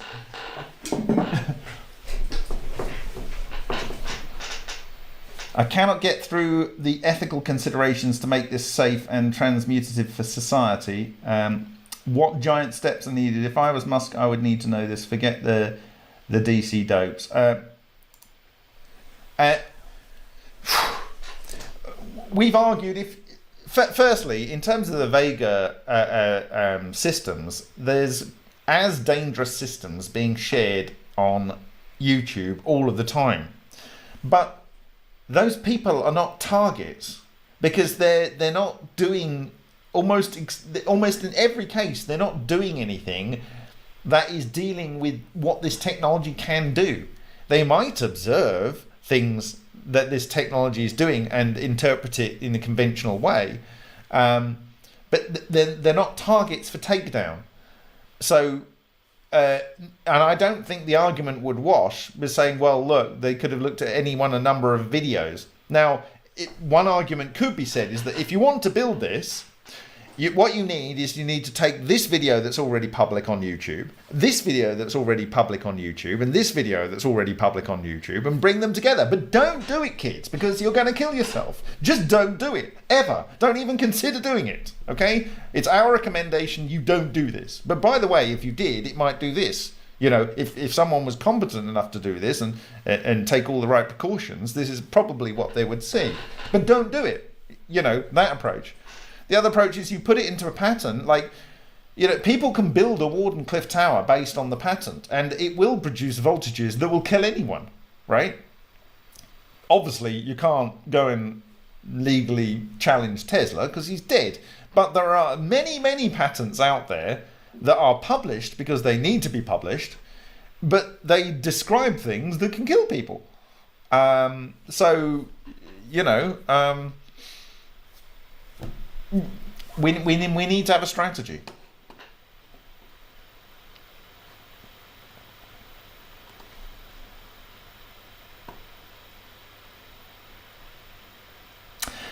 Dave, I will talk about PAP at a different time. We have a device which is going to be open source again, and again it's this challenge to create the sparks.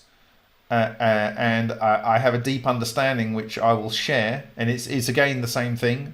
The person that's made the spark is, in my view, quite close, and he wants it to be open. Again, this is a thread that we would have started last year had we already verified Amaza's work with Brown's gas generator. But whatever, I think so much has been able to be done without that. It's you know, we're all moving forward. So about Fix Fukushima,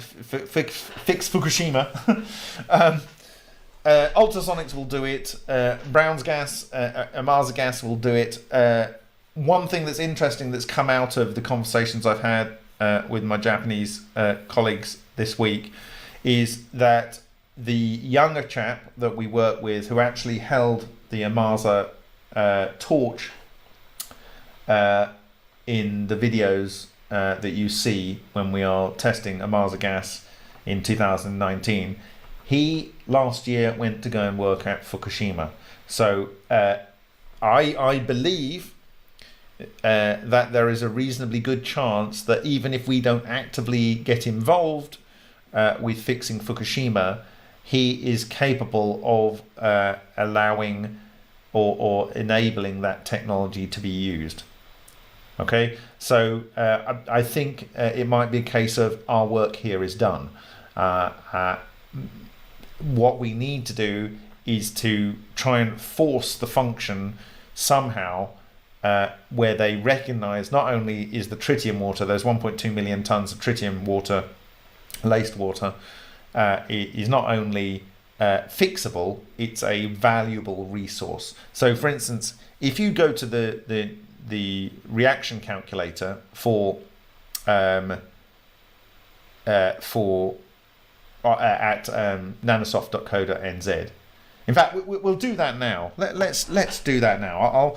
I'll get you a reaction here using tritium, and you can get two birds with one stone with this. It's a wonderful thing when you have tritium. Okay, so right. Let me get this for you. So the first one here is, if you take tritium and antimony, you can make tellurium, which is 11 times more valuable. If you take tritium and tungsten, you can make rhenium, which is 100 times more valuable, or bordering on 100 times more valuable, by using tritium and tungsten. If you use tritium and plutonium, which is probably the worst non-beta isotope element. I think there's an isotope of chlorine which is really nasty, but plutonium is really nasty, 239. It will preferentially produce thorium-232, and we know that that comes out quite easily because thorium-232 is really quite an abundant element. So that would fix plutonium, and you can use the tritium water with exotic vacuum objects and plutonium, maybe in a cavitation process, to synthesize thorium-232. And you get 15.89 mega electron volts out of that. So you get rid of two really nasty things, with plutonium being the worst. So there are options. You can go on nanosoft.co.nz and run these reaction tables. And as I've discussed them here, I'll probably post them at the bottom of the blog, the reactions you need to do to find that.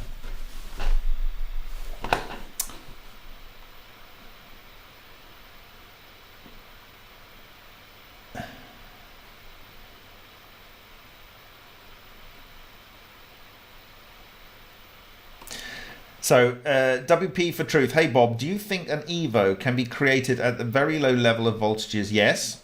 That would allow full control over motion and field strength, or is that the ultimate goal? What is a low voltage? Matsumoto was achieving this with 120 volts. Is that a low voltage? I think it's low enough that it doesn't kill a lot of people. So yes, I think if you have the right voltage with the right ability to have an ionized gap, and the gap is close enough, then you can have EVOs produced every time a spark is produced. So if you have a low voltage discharge with a very small gap, you can get EVOs produced then. So yeah, you can produce at very low voltages. It's the volts per meter, and so if you have like 1 volt, but the gap is like 1 nanometer, that is a very, very, very large volts per meter. So you will have a chance to produce EVOs in that.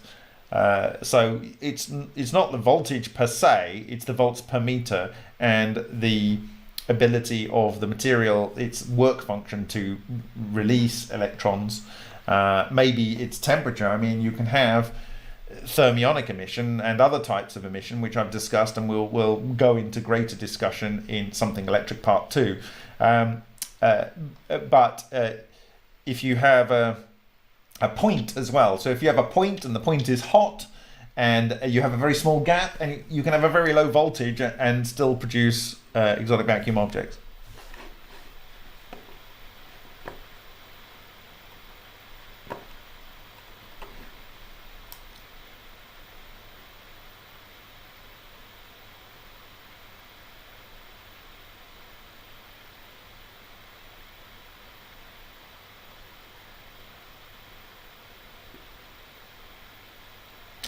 Great, WP for Truth. We need every solution possible. You said you got some sketches for potentially for Fukushima.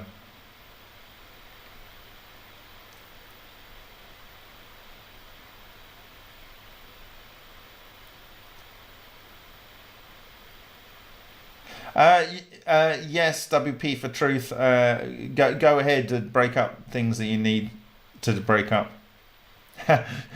Some of my videos are long form and some of them are short form.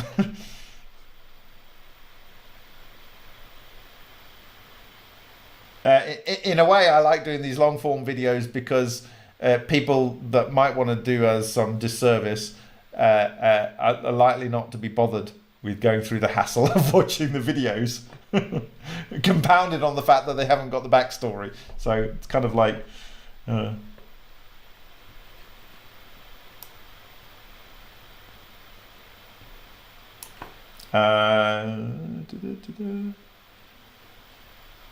I can throw a toaster in some bath water. Does that mean we should ban all toasters? Yeah, right, exactly.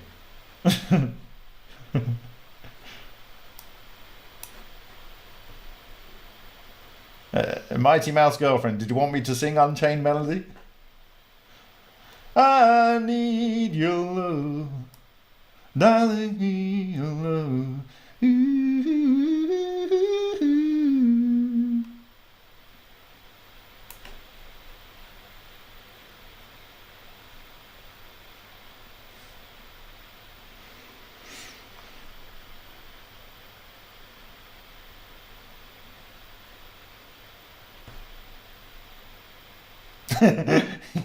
Yeah, you were talking about firearms. Okay.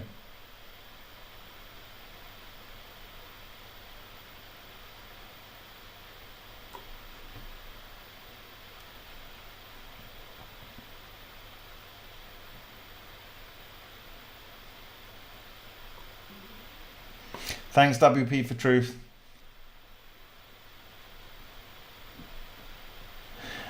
Gordon Doherty, tritium and plutonium, maybe not a good idea. Not normally, no.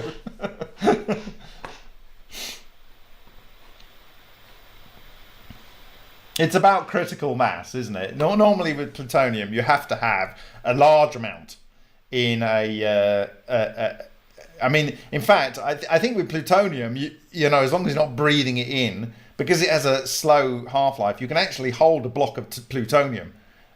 You need to actually have an explosive that compresses it and gets it above criticality.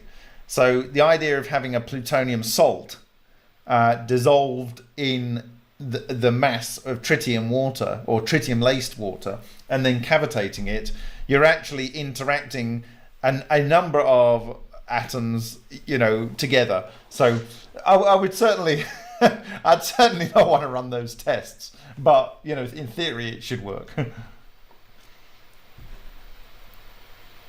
And quite likely, you wouldn't get thorium out. Mostly, you would probably get more carbon out.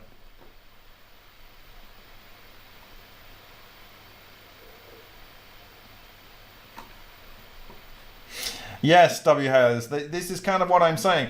The second reaction you actually get from tritium and plutonium is uranium 235. So you can turn something that's really toxic into nuclear fuel. In fact, those are the only two options. You get thorium 232 or plutonium or uranium 235. And I think whatever it is, helium out, is it? Yeah, it's you get boron 10 and 232 thorium, or lithium 7 and uranium 235.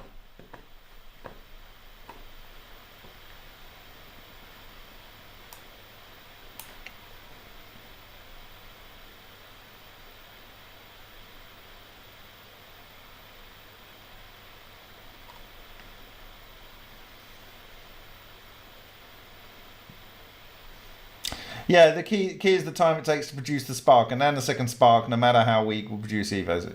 Any spark, no matter how weak, will produce evos.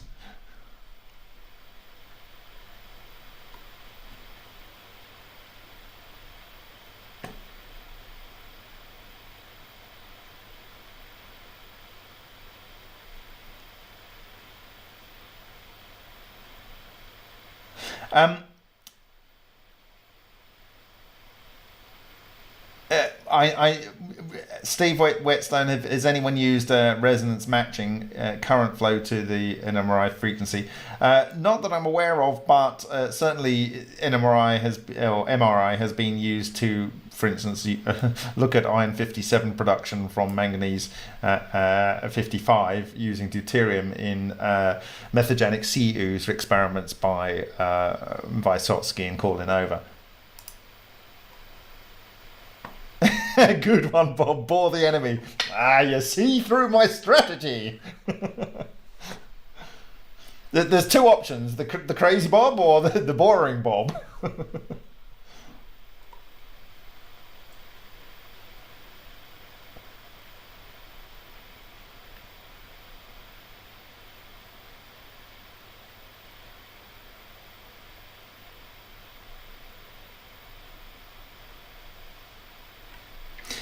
Did you ever put any strange radiation detectors on your samples to make sure it's safe to sit near them all of the time? I I do what um, Parkhomov does. He says he keeps long distance between him and his reactors when they're operating, and that's essentially what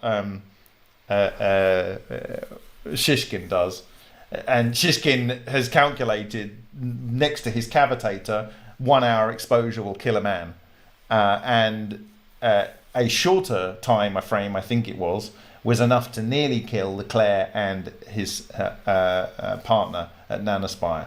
So the thing is, if you have a cavitation system where the cavitation location doesn't change, it will build and build and build and build and build and build and build.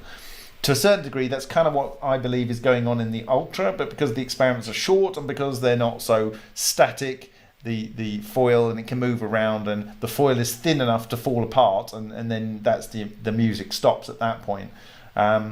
You're just getting to the point where you're producing, it would appear, those iron crenellated spheres, and more work needs to be done to verify for certain that they aren't in the rolling mill process or somehow contamination. It's definitely not from the steel in the chamber for the ultrasonic tanks, because those contain chrome and so forth, so it doesn't have the chrome in there.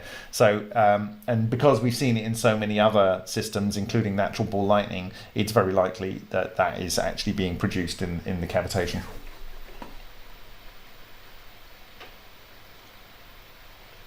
Bob, do you expect more details on the accident in Japan with Ohmasa? I hope so. I don't want to pressure him. He's just got back out of hospital. So, from my point of view, I think I would have been. I'm absolutely shocked to the core that someone has died. Another person that I have worked with has died in this energy space, and. The statistics aren't good with the small number of people working in this field, but the fact that Ohmasa has survived, I would have been so mortified if I had not shared the analysis that I've done of the samples that we tested when I was there. Other than they were on my poster at ICCF 22, but they're not sufficiently public in my mind. The people that were at ICCF 22 saw them, and I discussed them, and you can see me even discussing them in my off-piste presentations, but they're not fully in the public space. And I'm very conscious of, what lengths had to be gone through, so I could share you a couple of slides over this last week from Matsumoto that were shared and tried to be publicly put into the public sphere in 1998 by Takaaki Matsumoto. He was trying to share them and no one cared. But unfortunately, Matsumoto didn't have the access to YouTube. It wasn't really a thing as it is now. And there wasn't the awareness. So I feel a deep sense of responsibility to get that out. And now that... God, if he had died, I'd just been, oh my God, I have not been able to share that data, and he's passed. And this for me, the allowing me to go and test that and for him not to get that data, it would just be a travesty.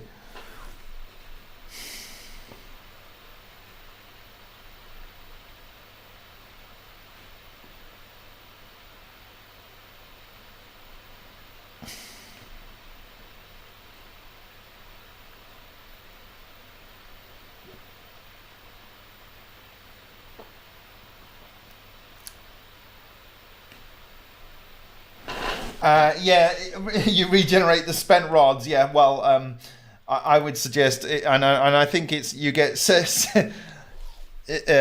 tritium. Well, you're using the tritium waste and polonium-239, and you get 7.7 MeV, but it's 15.89 MeV for the reaction that produces boron and thorium, and thorium is so abundant in the Earth's crust.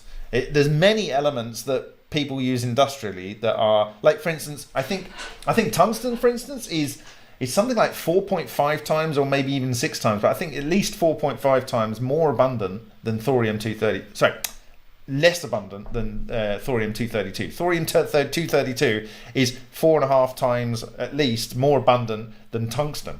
Okay, and we use tungsten industrially all over the place. So given the fact that it's abundant in the crust, and given the fact that it's more than twice the energy yield reaction than that goes to uranium-235, I would argue that most of it would go to 232 thorium. That being said, we have shown in a Mars's vibrator system that you will get bands where what I call the compression or decompression of the physical vacuum will yield bands of elements. So I expect that there will be potentially some production of uranium-235 alongside the 232. And the uranium-235 in the processed, firstly, you're taking a really unpleasant nuclear material in plutonium-239, just unimaginably unpleasant. I mean, no one knows what to do with it, or at least that's the theory we're told. And they put them in the ground, and like they say, I think who was it said, no one knows how to store or effectively store solar energy overnight or wind power energy overnight, although there are options with compressed air and so forth, and potentially with battery technology, but not really that effective, or pump storage systems with hydroelectric.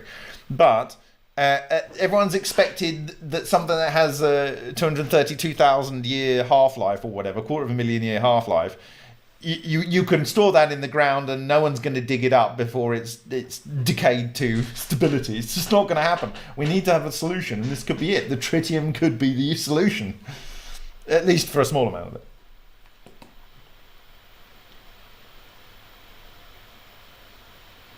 So Gordon, thank you. Good night. I'm going to call it a day, I think. Just see if there's anything. I built my own hydrogen torch.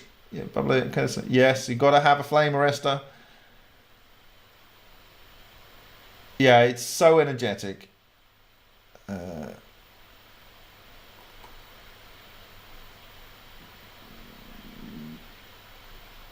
Okay, good night.